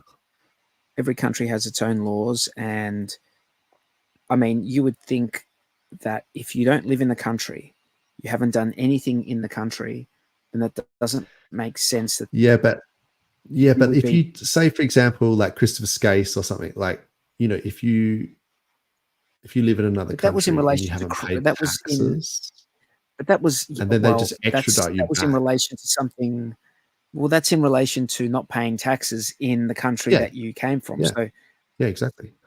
But that's what I'm giving an example of like extradition. You know, when just because someone doesn't live in a country doesn't mean you can't be tried in a country for not, you know, obeying the laws of that country if you're a citizen of that country. So I guess the point I was making is that what he's alleged to have done, or what his alter egos are alleged to have done, do not reside in the US. Like these entities that, you know, these so-called entities do not reside in the US either.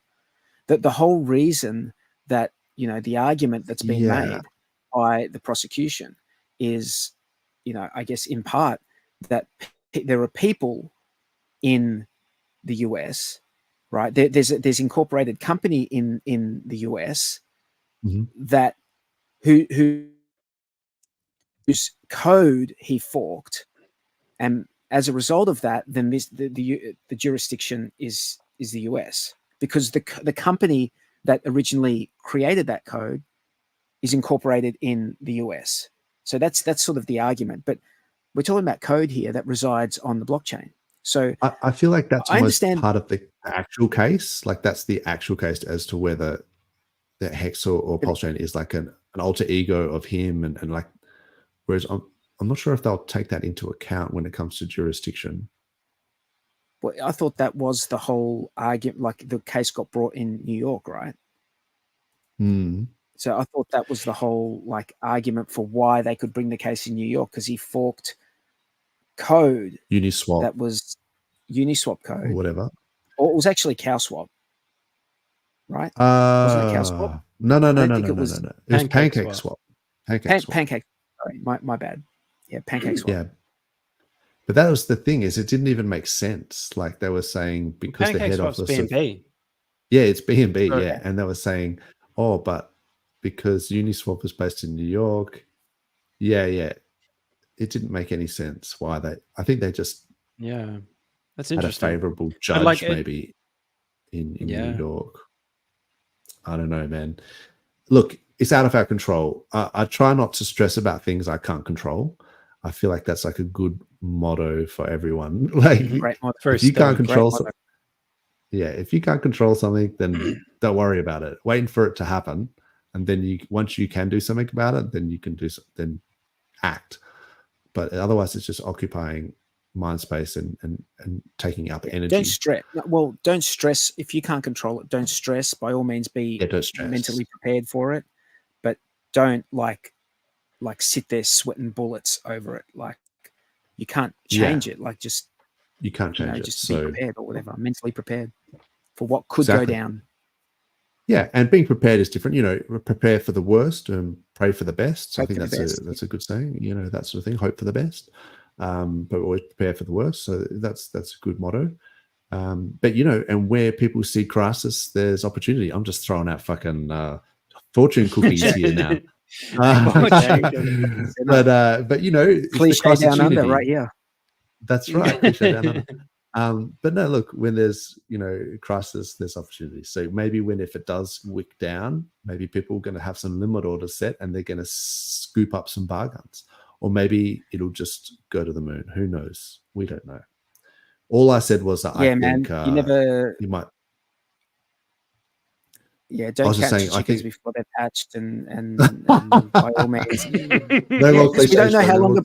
You never know how long. You know how long's a piece of string. So. Make him stop. No. Put your cliches in the chat.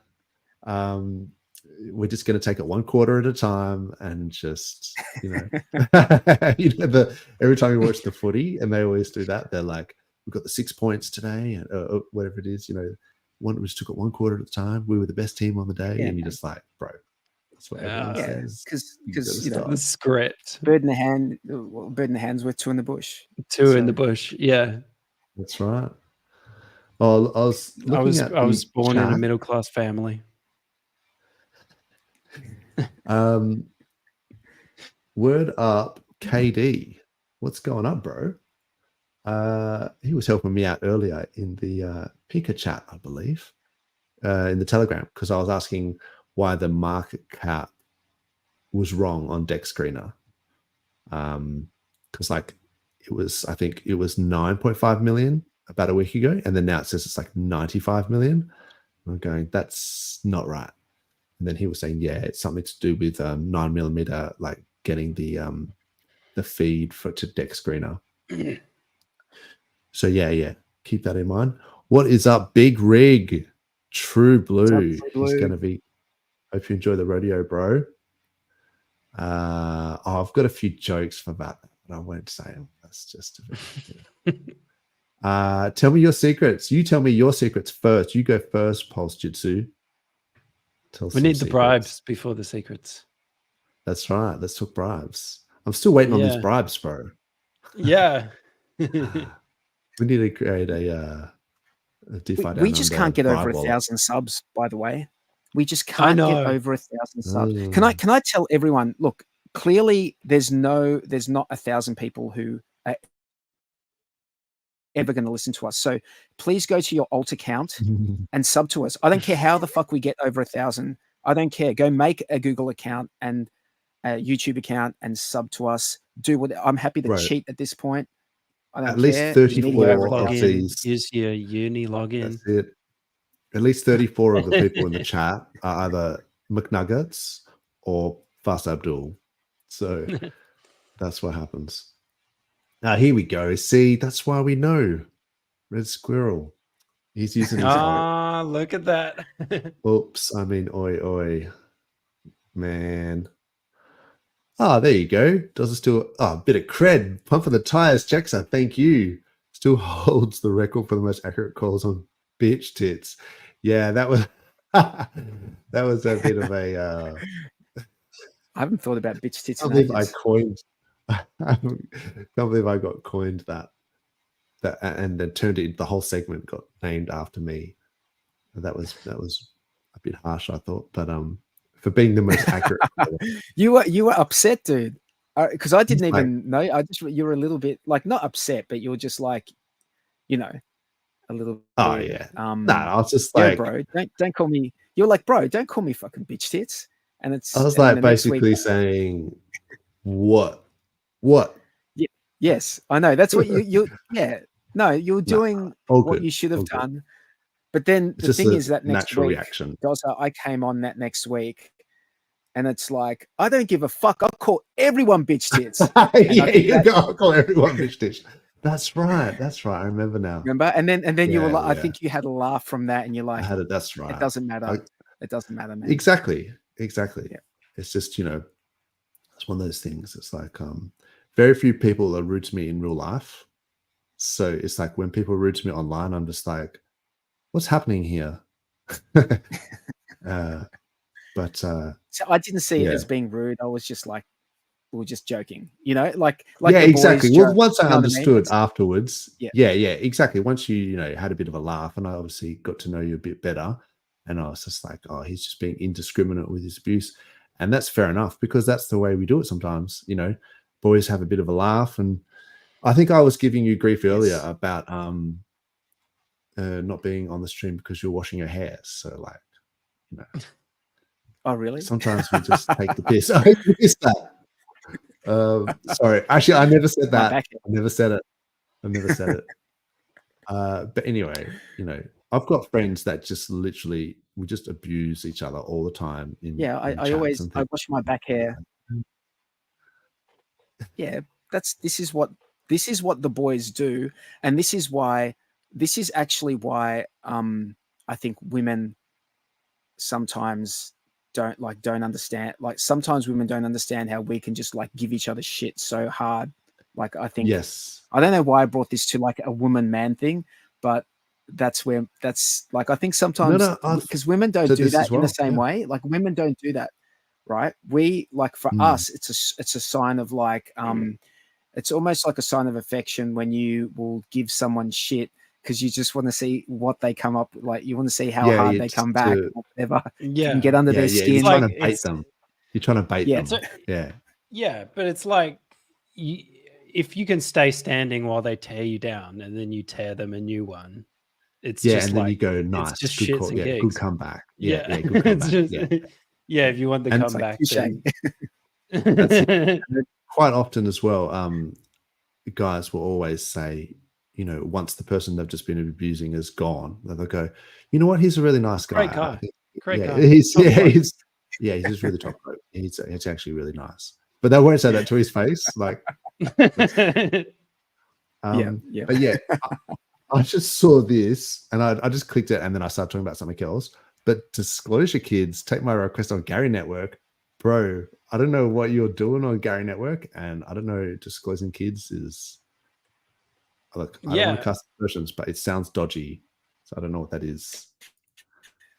Let's just quickly pivot into, have you guys seen the safe on Ethereum? I mean, you know that airdrop that was on yes, like this Gnosis safe? Have a look at that chart. Just look at that chart for a second, because that has done some crazy shit in the last, like, I saw that it went up like 50% or whatever. So Steph will be happy. Yeah. I think Steph sold all of his that was the word around the campfire. That's what I think he happened. sold them like when they were like $2 or $3. So kudos to him, eh? Shout out Steph. Yeah. He's putting that into Ulti maybe. Oh wow. Let's have a look at this. Oh, it's like, So this is, wow, that's just out of nowhere. So what's the news with Safe? Why has it just gone out of nowhere up like 70% in 2 days? 75%? What's that about? Nice. Do you know 43? I have no idea. But that's the right. Everyone's buying. It's maybe the it right has something to do thing with for us that. to be talking about after that last comment that you showed. Yeah, exactly. Yeah. I don't know what that. I think he's using the wrong old. We said that we wanted old accounts like, in here, but maybe not that one. Maybe not that one. Maybe he's on the wrong account. No, but the safe thing. So I've got to try not to make a pedo joke there. That's why. Yeah. Don't do that. I'm sure. Don't do that, because that would be rude. I'm sure Disclosure Kids is a nice guy. So the safe token, yes, it might be something to do with that. You know, you were talking about the Ethereum hard fork, and they were going to make the EOA wallets into smart wallets. Maybe somehow that adds functionality to safe.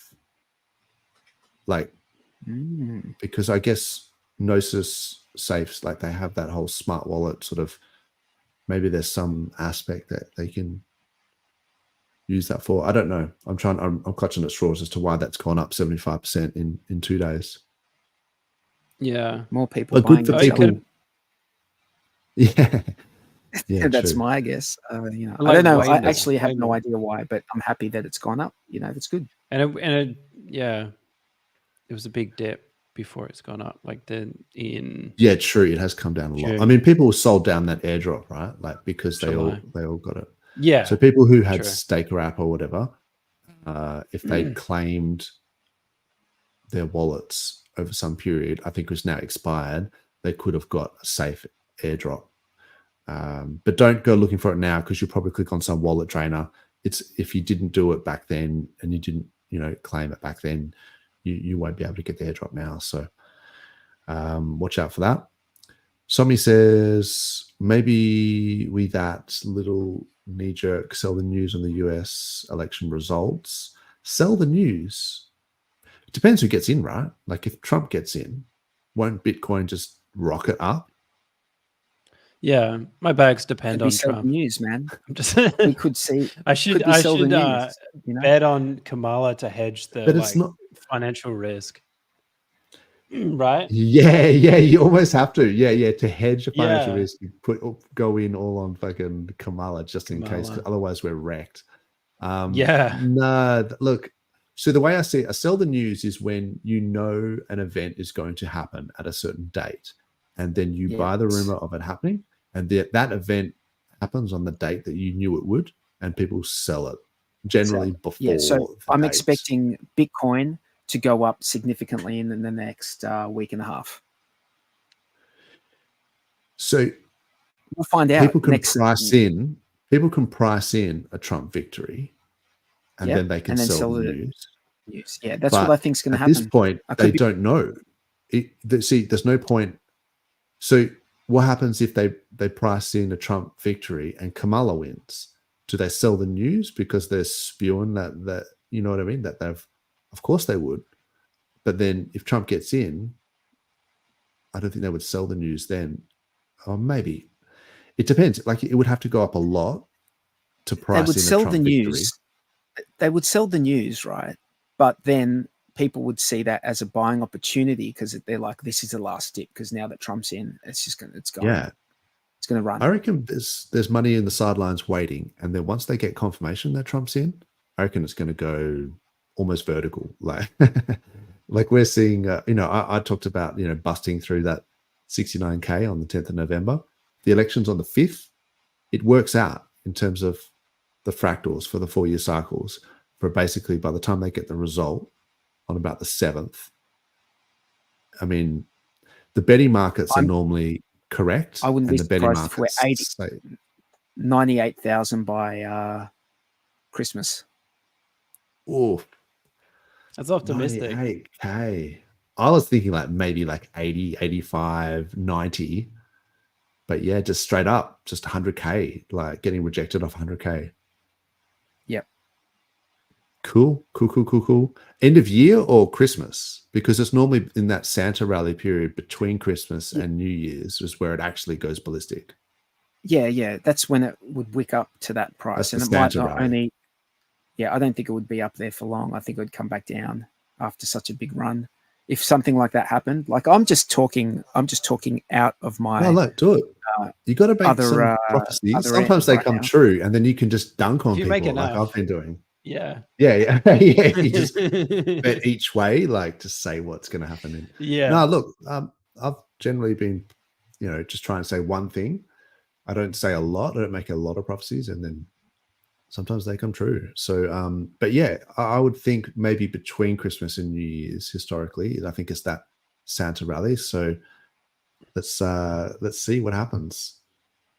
And then also, I mean, New Year, like people have got this thing. It's just psychological. It's like, it's a new year. It's going to be our year. Everyone does this whole thing. Because this was the year of the dragon. And then the Chinese New Year, there'll be some other thing, but people just like that idea. My theory on why it happens over that time is I really think that if it runs up just, before Christmas and then there's the family parties and all that stuff.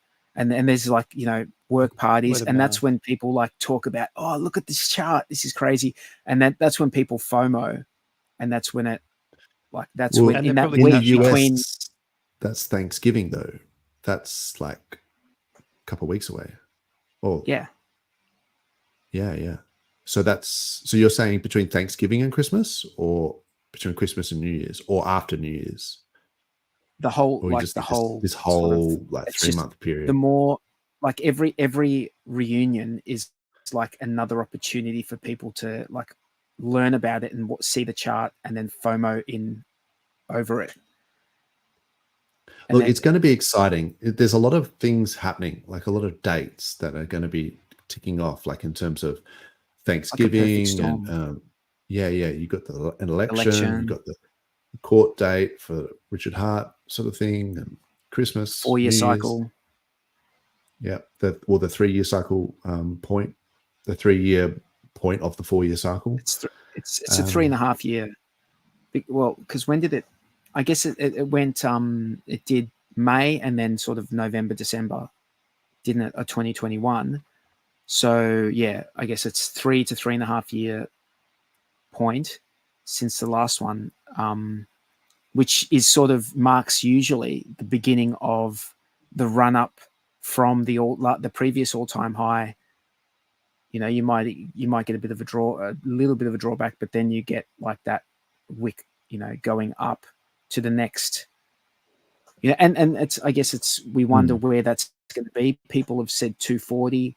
Some people, like, in my mind, I think worst case scenario, it's like 100K. Like, best case scenario, I think it's 240, 250. I don't think it's going to go much. And just Just throwing So out my numbers my right now. I've basic got no idea. my basic thing, like this is pretty basic, right? But it was just, this is from December 2017. It was from, just under 20K. It was like 156 weeks. So 3 years where I don't know if you can see that. It's like 3 years where it breached the previous all-time high, like to the week. So, and then it just went moonshot. So look, I'm just hoping that repeats. This is crazy. So we shall see. But let's see what else is going on in the chat. Guys, So the I'm election. Yep. going to bid you farewell. Thanks for having That's me cool. on for No worries. the hour. Yeah. Good to chat to you, 43. Absolutely. I'll see you guys next time. No worries. Catch Enjoy your weekend, man. Have a good one. Thanks, ya. bro. Thanks for coming on. Oh yeah. So yeah, just quickly. Oh, Jexa was saying hacked. The government had a boating accident. Yeah, interesting. Yeah. I said something along those lines as well. I was like, I don't Look, trust it. I don't trust it. Denmark was talking about introducing a tax on unrealized gains, and it's like it's going to be a lot of boating accidents going on in Denmark, I think, as well. Yeah. Ash, what's up? The original Ash Ketchum. That's good because now that we've got the PulseChain theme going on. Yeah. Ash is it Ash Ketchum? Ash Fetchum? Something like that. I'm too old. Ash Ketchum? Yeah, it's like catch them, Catch 'em but all? like catch and then like apostrophe em.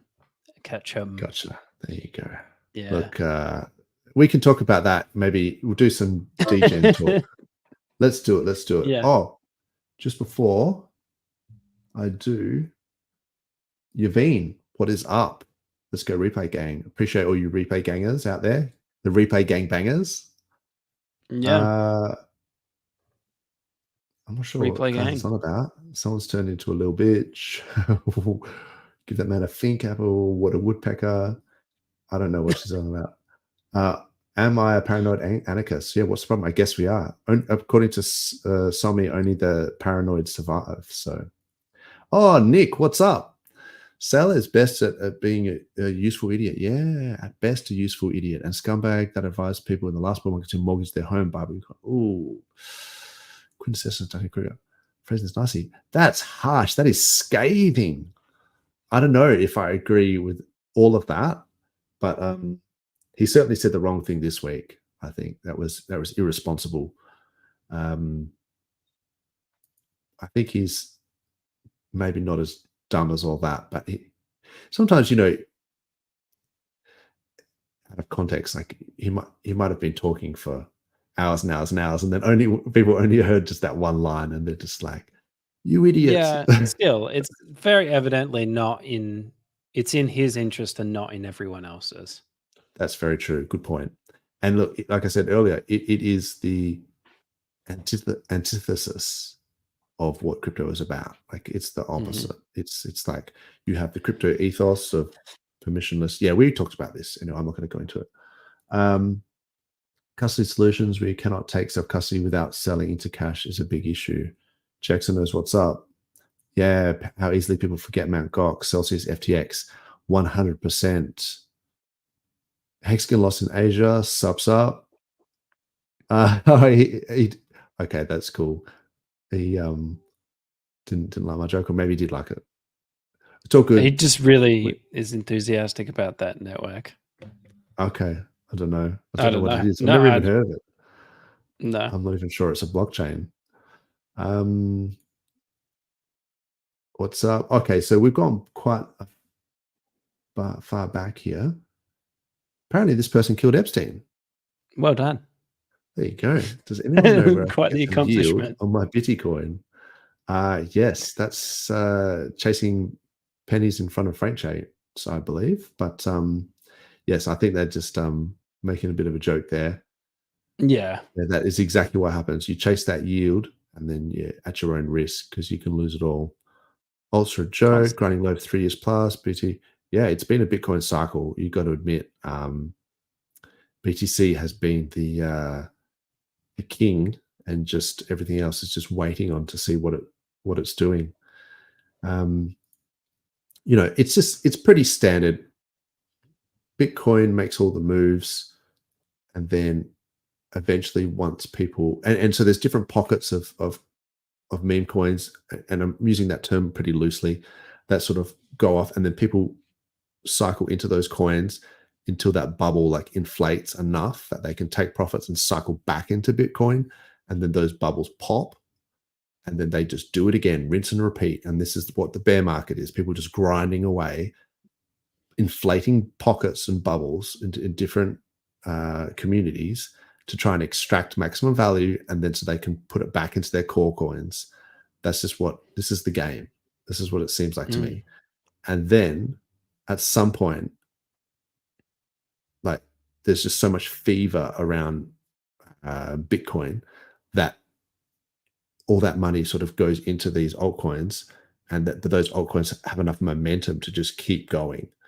And then that's this magical, mystical alt season that sometimes is the alt season, in the room with us right now. Like, it doesn't feel like it. No.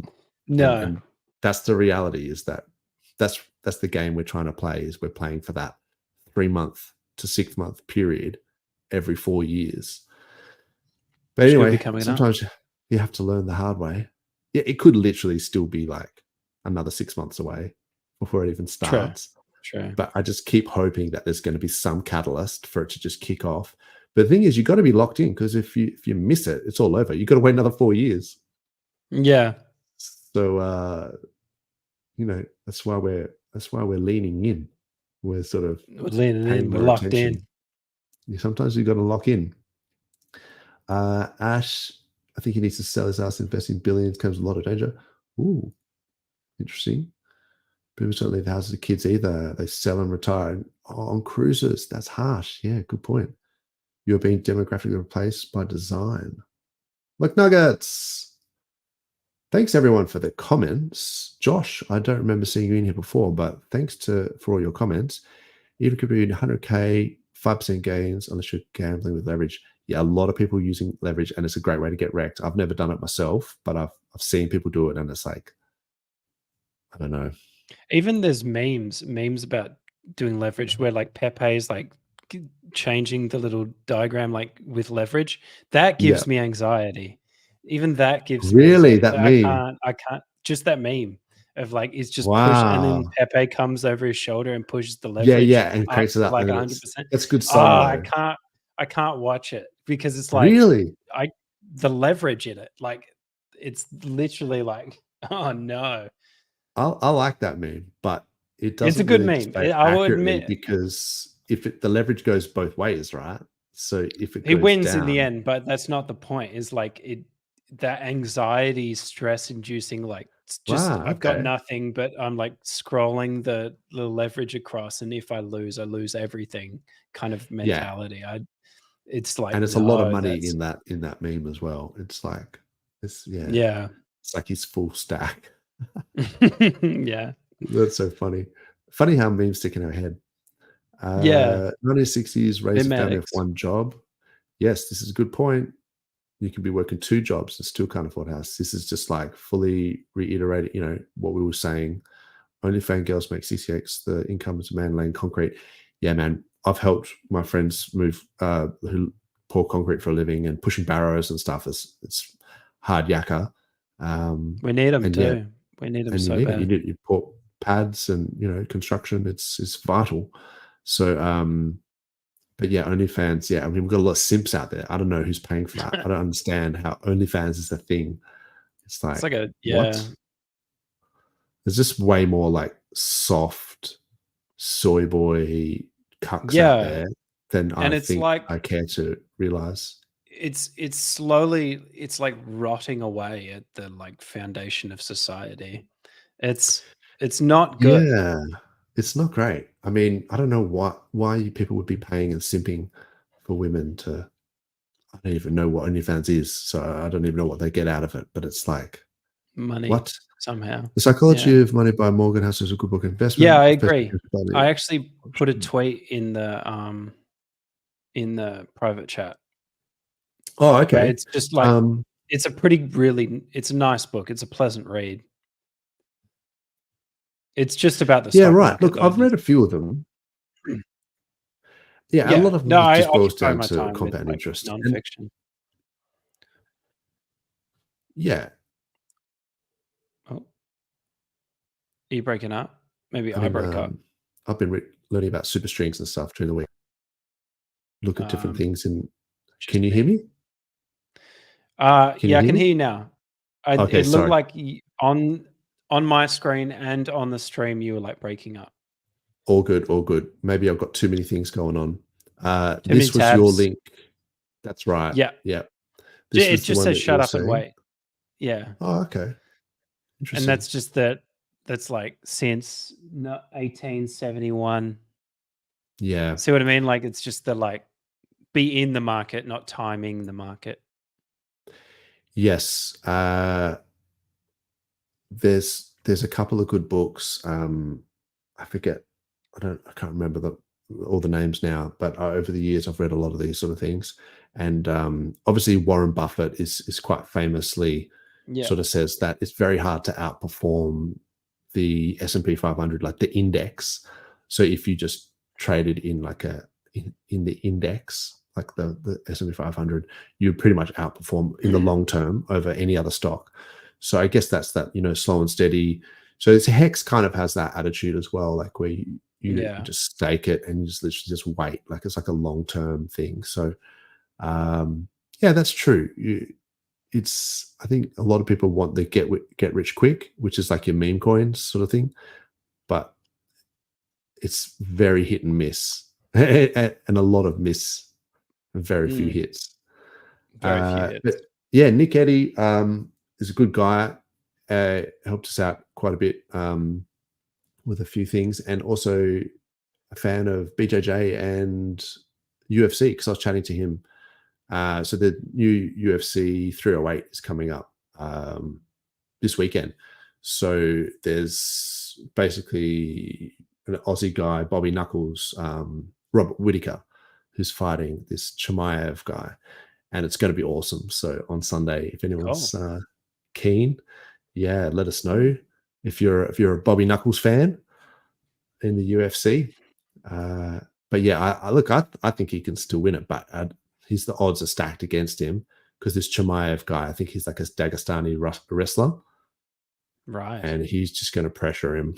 But yeah, Whittaker's got the all-round game. He can do stand up and all that stuff as well. So if he can defend the takedowns, it could be worth putting a few bob on Bobby Knuckles. Anyway, Conrad Bob Bilak's book on real estate investing. Oh, there you go. I like to see that. People putting a few things in here. I started a book club. Yeah, awesome. No, that's really cool. I like how people are adding value, especially to the stream. They eventually own all the private land. Ooh, permanent renting nation. That's right. You'll own nothing and you'll be happy. You just rent everything. Isn't that crazy that they literally just want you to be able to rent everything and not own anything? But they'll own it. That's right. Yeah, you can't. It's like they want that dichotomy, right? It's not just that they want to have assets, but they want the dichotomy of other people can't have those assets. I want to have so many things that people can't have the things that I have. It's like there can't be a come up as well. Like people have to be kept down. They have to exactly. That's the thing, isn't it? And so the WEF that we're talking about there, that's crazy. And then I agree with like everything that Josh has said, and then he's gone slightly too far and he's just jumped the shark. Injectable nanotech. No. Funny. We just we'll dial it back a little bit. We've gone into injectable nanotech. Look, maybe I don't know enough about it, but they're putting chemicals in the water that make the frogs gay. Man. It looks like they are. No, it's one of classic Alex That's Jones, old. the biggest Oh, tinfoil okay. hat, the biggest tinfoil hat of all the tinfoil hats. But That's it wicked. looks like he was right about some things. So like, That's I'm not true. laughing at That's him. funny, isn't it? Yeah. Conspiracy theories, they seem so dumb, and then you're like, oh, holy Yeah. shit, the guy was right. Mm, Fully Area yeah. 51 was a thing, and Roswell was real. You're like, Yeah. damn. Well, got that one wrong. No, I never doubted it. Actually, I was always watching those Roswell things back in the day. I want to Going, believe. what is in those? You know, Hangar 18. Yeah. Good Megadeth song as well. Damien O'Brien, what is up? That is a tremendous beard. If that is your actual beard, that's a Chad It's killer. beard. I'm jealous. Yeah. Yeah. Legally is Well not necessarily lawful. Governments are self-serving criminal corporations. Wow. It's an insightful comment. Yes, Got some that's good very true, ones. isn't it? Yeah. Legally is not necessarily lawful. That's true. It's like just because something is happening like legally, governments can do things that are not necessarily lawful as well, and they can exploit it. It's pretty scary. Quinny Chin, what's up? What's up? Hans, g'day.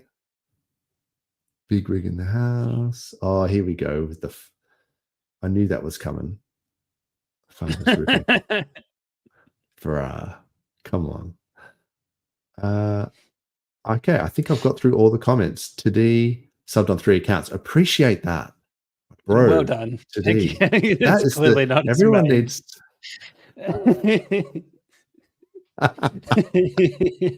That's not his main one, you reckon? The profile picture. I'm not making fun of him. I'm not. Come on, bro.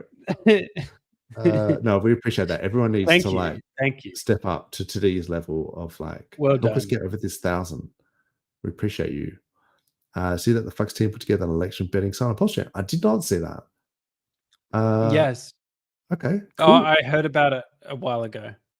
That might have something to do with what the whole Let's Talk bribes thing. I'm not sure though. Okay. Maybe I'm Hi ho getting Hex. confused. Thank you for your support. Always there. Sandip, what is up? And great question. What about PLS and PLSX 2025? Look, I think we talk about the Bitcoin cycle, but really what we're getting at with a lot of this stuff is that once you get Bitcoin going up in this sort of vertical sort of thing, and I don't think we're going to do a double top again, but you basically get Ethereum that follows. They all have pretty much the same chart, and then so the ETH BTC, if you put this on, oh wow, is my computer lagging or something? If you put this on ETH BTC, we're just in this downtrend, since the merge, hitting the bottom of this channel. At some point, ETH will kick off, and that will be the signal for alt season to really like go bananas. And then once the ETH sort of tops out, we're sort of hoping that those SAC wallets, that the 170,000 ETH that's in the OA or SAC wallets, they could get distributed into the PulseChain ecosystem. And I think people are just going to FOMO the shit out of it. And it's just going to be like a feedback loop. Yeah. And then straight to the moon. Bam. So, yeah. And then PulseX has got the buy and burn. So more people going, more people bridging in, more people, economic energy being, injected into this system, all of it getting routed through PulseX, a lot of it. The volume will increase dramatically, and then more PulseX will be burnt and bought, and then which will, again, feedback loop. And then so effectively you get a scarcity model where there'll be less and less PulseX in existence. And then so I think PulseX will perform, and I think Pulse as the layer, as the sort of native coin of PulseChain will do very well. And I think what will possibly happen is that as PulseX goes up, it's like the Bitcoin, you know, the rising tide lifts all boats, and that sort of bonded liquidity when Bitcoin goes up and then all the others go up with it. It's like that. When Pulse starts going up, all of the tokens that are pooled with Pulse will also go up. And because they have lower liquidity, they might even go up more. Yeah. You know what I mean? So like there's a amplification there because you're talking about low liquidity pools. And when people start seeing green candles, they FOMO, all that sort of stuff. So it's interesting to think about, like, because that narrative that meme coins on Pulse might outperform Pulse itself. But then they don't think of Hex as being in that category of like meme coins. And it's like, yeah, but Hex could do that as well. Plus it's got the buy pressure from the OA and it's the lowest liquidity. So as Pulse goes up and then Pulse is pulled like substantially with Hex will go up, but it's sort of lighter than Pulse, so it might go up more. So the Hex to Pulse ratio might go up. And then you get all this buy pressure and then all that sort of stuff. So it could just literally do another 10,000x from the bottom. Like that's not, you know, it's not like impossible. It's not impossible. Exactly. So yeah, interesting, but good question, Sandy. Blobfish King, what's up? What's up? Hey, G'day. Blobfish. And he's dwelling down the bottoms, likes the bottoms. Could never get my claim for safe airdrop to work. Yeah, I think you needed to have claimed it early, and then once that account was registered, then you go in. What time we got to get up Sunday morning to watch UFC? Yeah, well, where I am, it's not too bad. It's like 10 a.m. or something, so 11 a.m. something. But depending on where it is. But yeah, Smog, good to see you, bro. I don't think I've seen Smog in there before. Interesting. G'day, mate. And Randolph, thanks for your the books and things like that. And today, yeah, the kids drew the PFP in primary school. Oh, that's nice. So That's maybe he does really look like awesome. that, but he's yeah, that's true. So his kids have just drawn that. That's awesome, man. Good to see that you're getting the next generation, you know, because we're talking about not people now. Everyone's having kids these days. Yeah, not many. Yes, let's do it. Awesome. All right. I've got through all the comments. Let's do some DJ shit and then wrap this up so we can all enjoy our weekend. Yeah. What video should I use to break this up? Oh, yes.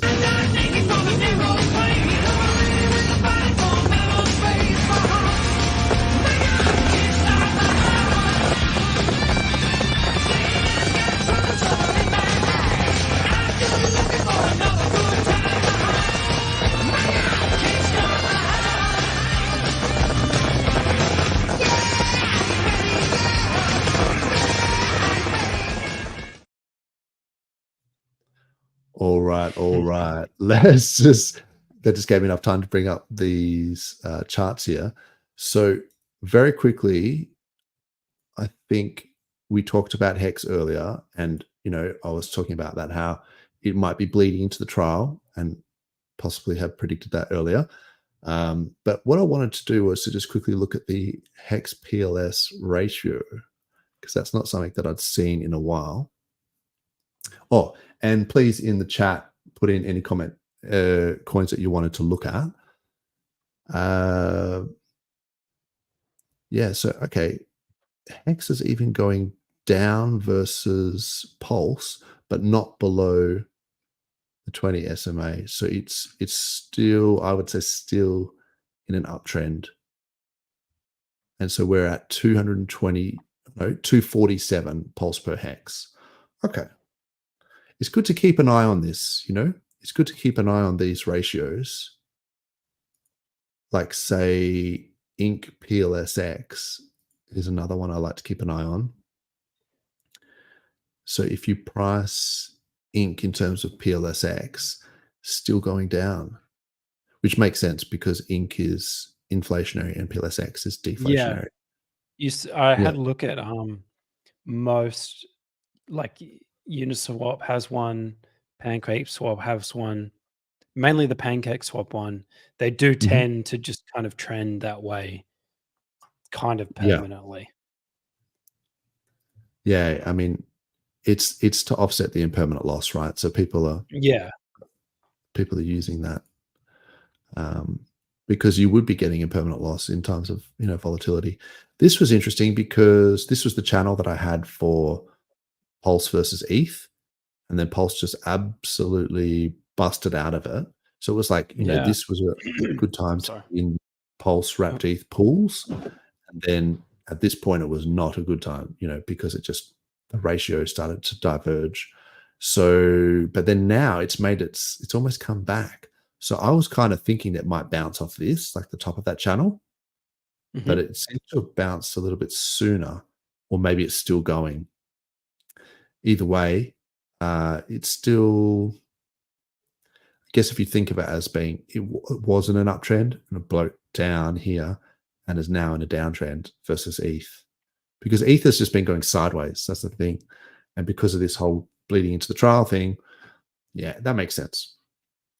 All right. So we know what's up with the Pulse sort of core coins. Now let's talk about some degenerate meme coins. One thing I've noticed is, so Tangang had released this Kumamon coin. This had been going ballistic for definitely the last few days, but it had been going ballistic for a while. So I'm not sure it's like a good time to buy it now. Probably should have talked about it earlier. But yeah, you got to give credit where credit's due. Like this Kumamon coin has gone like, let's just say if you bought it at like a reasonable time, it's only 180%. That's still pretty good though. That's like 2.8x. So where would you have bought it? Yeah, maybe when it started to, these diverged, it would have been a good trade if you were just like locked into the Tangang, I guess. Let's have a look at the Grays currency, the one with the tax that made it hard for me to buy that time. Now, I did say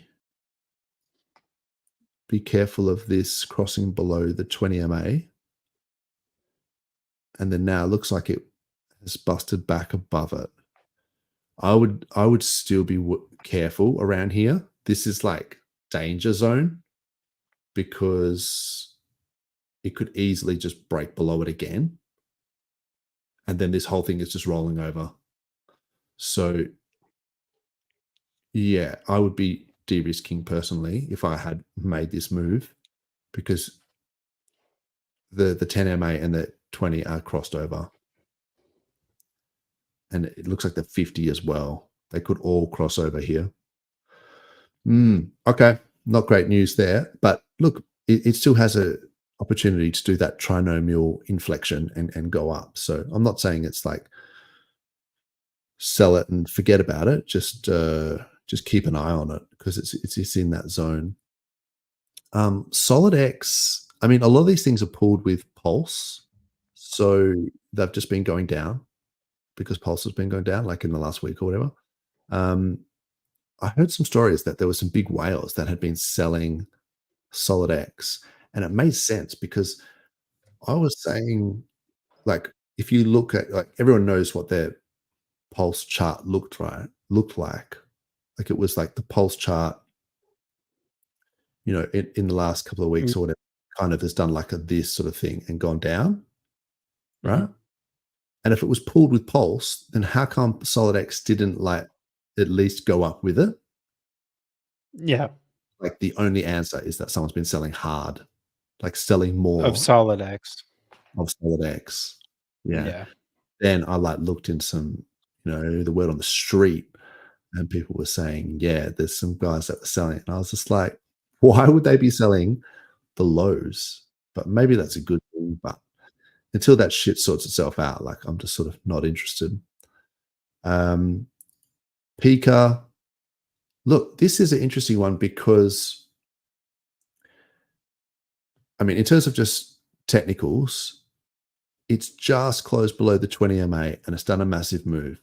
So it could be rolling over, and this could be the point where you need to de-risk because you lock in your profits. Like if you had like a trading bag, like some fraction of your bag that you were like, you want to make the most of this move and not just write it down. But in saying that, Somi's popularity has just been going from strength to strength.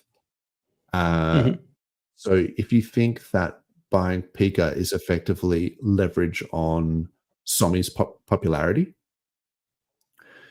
if PulseChain eventually becomes more mainstream and more into the zeitgeist and it becomes more popular, then Somi by proxy will become super popular because he's like the most active streamer, right?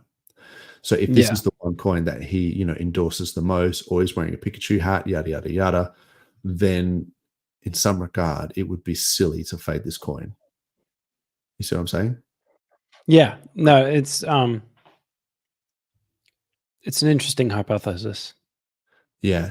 And I mean, you could apply that to the entire Pokemon sort of movement that's going on, maybe to a lesser degree. So this is Pika versus Pulse, like priced in Pulse. And so the idea here is that if you had bought, if you had I don't know, let's just choose round numbers. You had like 1 million Pulse and you bought it here, and then you bought Pika with 1 million Pulse, and then you sold it here, you could end up with like 2 million Pulse. So it's just like a ratio of Pika to Pulse. Yeah. So if Somi is going to be becoming more popular as the bull market continues, then you could, the thesis would be that the, Pika would perform well as well. But it is a meme coin, and people, lose interest in meme coins very quickly as well. But yeah, there was, this Poke Center thing. So I don't know if you saw this, but there's a thing at Poke Center PLS, and it's like they have certain Pokemon coins that they have like endorsed, that they're like, you go into their Telegram and it's like, you got to catch them all. Yeah. So Ash will be a fan, but basically they're sort of saying that these are like the ones that are not rugs, because obviously people can just create any kind of Pokemon coin and they could be rugs. But this Poke Center place, like they've a Telegram, they sort of endorse, like say Pika, for example, Pika to Pico. But then there's other ones. There's like whatever this is, Ditto and Snorlax. Oh, that's slightly homo, but okay. Whatever floats your boat. Look, I might be too old for some of this shit. I don't know. Mudkip. Ormy. Blastoise. I like Blastoise. Like if I was out of all of them so far, like it's at least it's slightly like more manly. Yes, my man Blastoise. Okay, so anyway, you get the idea. If you're into this stuff, then whatever. If you're not, then who cares? Yeah. I also noticed that it's not actually. Oh, so there's one called Eevee. Oh, because Eve. So this is Tangent's friend. Illegally Eve. She is into the Tang Gang or whatever. And yeah, so look, so she's leaned into this Eevee one. So if she keeps posting stuff in bikinis with like Eevee, like it's going to get adoption. I'm just fundamentals. It's fundamentals. So like, whatever, fade it or not, but like keep in mind that this stuff exists, and may or may not have appeal to some people. So one of the things I was going to say was yeah, Wall Street bets. So I maybe should have said this earlier. Yeah. This is the whole there will be signs. So this is a massive account, 830,000 followers. This is our meme. Like if these guys are talking about memes, we need Richard Hart as the meme. So if we're posting on Twitter and stuff like that, we need to like lean into these memes more because they still stick in people's minds. That's just what I'm thinking. Because you know how there's this whole, okay, so for example, like during the week, there was this truth terminal thing. And there was these 2 AI chatbots. I think they were instances of like Claude, and that they were like talking to each other like for infinity. And they eventually came up with like a meme coin. They called it this Gotimus Maximus or something. It's not that smart. Like you would have thought for like, AI, they would have come up with something better. But anyway, they came up with a bunch of stuff, which was neither here nor there. But this coin, it went up during the week. Let me see if I can find I'll be back one sec. Yeah, that's all good. Sorry. All good. This Gotimus Maximus. Oh, is it on Sol? Yeah, I mean it's still going up. And it's just dumb. Like it's like these 2 AIs that just come up with this coin. There's this whole lore about it. It's on Solana. But I don't know. Maybe it's got legs. Who knows? I hear a lot of people talking about this truth terminal and all this sort of stuff. But the other thing is, so there was some more. Maybe I should say this for another time. But I'll bust through it real quick. So there's a couple of videos. Let's go with this one. So there's a couple of videos from like this Murad guy. I'm just going to assume you guys can hear this. So maybe in the chat, tell me if you can't hear this. In cults, you essentially have a supply restriction because if it's a legit cult, you have people that are hardcore diamond-handed. So even if something goes 10x, they're just not going to sell. They just don't care. Like they're so obsessed that you're not going to have sellers. Right. You're not going to have dumpers, right? Second of all, that's on the supply side. On the demand side, you essentially, because people are so passionate, you have an army of schizos, so to speak, that are going to be working for your bags even while you're asleep.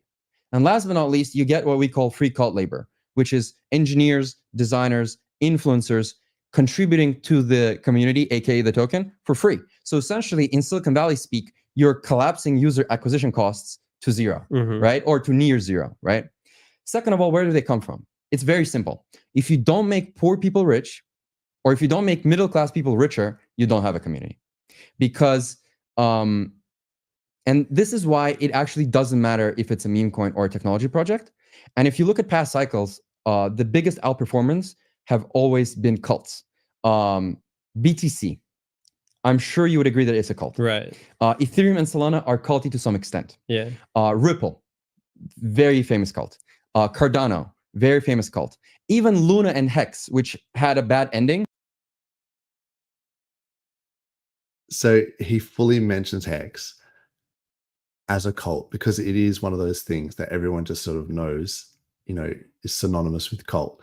And I mean, Ripple, the guy had just, I think it was on the Ripple founders. Was it the Garlic House guy? Or might be a different one. But he just donated to the Kamala thing, like their presidential election campaign. So I don't know. That's just a bit slightly soyish for me. But yeah, awesome to see Hex being thought of as like, a meme coin as well, because we think about it in terms of being, trustless yield and all of these great things about it as a saving vehicle.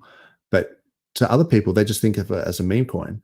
And if that's the case, it's like, I'm not going to discourage them from buying it from, with that premise. But yeah, there is another video, and maybe I could bring it up. Let's see. Same guy. Now it's much at least like 2 or 3 like -70, -80, even -90% drops, because you need to treat these things like exams. And if they survive like 2 or 3 of them and ultimately make new highs, that means that the supply has shifted from non-believers to believers. And now you essentially have a large chunk of the supply in the hands of people that are not going to sell. And so these crazy high targets are no longer delusional, because like as demand comes in, it's just going to be like very long green candles. So he's sort of talking about requiring it the 90% dips to get that redistribution. So, you know, we've obviously had that. So I still think, yeah, Hex has got that sort of going for it. And then this was one thing, this was like that he also said that I thought was really important. Those who are like working for their bags, working for your bags, right? So a lot of people right now, they're making the mistake of thinking that meme coins are dangerous. I actually think if you identify culty ones, they represent safety. They represent emotional safety precisely because if it legitimately is a cult, people are not selling, right? Second thing is, when you tell a random person the word meme coin, they think like dogs and cats, like funny pictures. But my thesis is that as years go by, we're gonna start seeing a transition from funny meme coins to serious ones, right? That they don't need to be a joke, like it could be a serious thing. And so the way I see it is we're going to have billions of meme coins. That's totally fine. I think we're going to have like 100 meme coins that are based on real memes that are going to be legit. I think we're going to have like 20 cults. And I think within those 20 cults, you're going to have like hardcore movements or like mission coins, as I call them. And like those 3-4 like mission coins, I think they're going to go to the highest market caps. And essentially, if you're trying to find like the next big winner, you want to find like the next mission, the next movement. Because when you wake up in the morning at like 6 a.m., right? An animal coin like doesn't really inspire you that much. But if it's a mission coin, people are really going to hustle like crazy. So I thought that was really interesting because if you think about some of the memes as being like, you know, JPEGs and things like that, that's one thing. But if you think about, you know, Bitcoin having a store of value, like that being like a meme, or you know, you could basically just replace the word narrative with meme. So even though we talk about things that are important, like you know, trustless yield and that sort of stuff, it's still a narrative in some regard. So, but this Murad guy is sort of saying to be able to transition from a funny meme to like a mission meme is crucial, because then people feel like they're more engaged in the community because they wake up, they want to like shill this to the world because it's more of like they've got a real purpose. And that's where it transcends from sort of cult to sort of, you know, pseudo religion, that sort of stuff. So it's interesting to think about that and to think about like what would the mission be, like what would the Hex mission be? I mean, maybe it's like freedom to transact, permissionless yield, you know, that whole self-custody thing that we've been talking about earlier. But I feel like that is like a worthy, you know, meme to embrace for, you know, for our, you know, our narrative on PulseChain. Anyway, that's basically all I wanted to talk about. And yeah, the charts, like we know what's up. We're just going to have to wait for the trial, I think. But thanks everyone for coming in, and thanks obviously Base Rating had to jet, no dramas at all, but thanks heaps for coming on. And 43, thanks to the replay gang and the chat, and I hope everyone has an awesome weekend. All right, cheers guys, catch ya.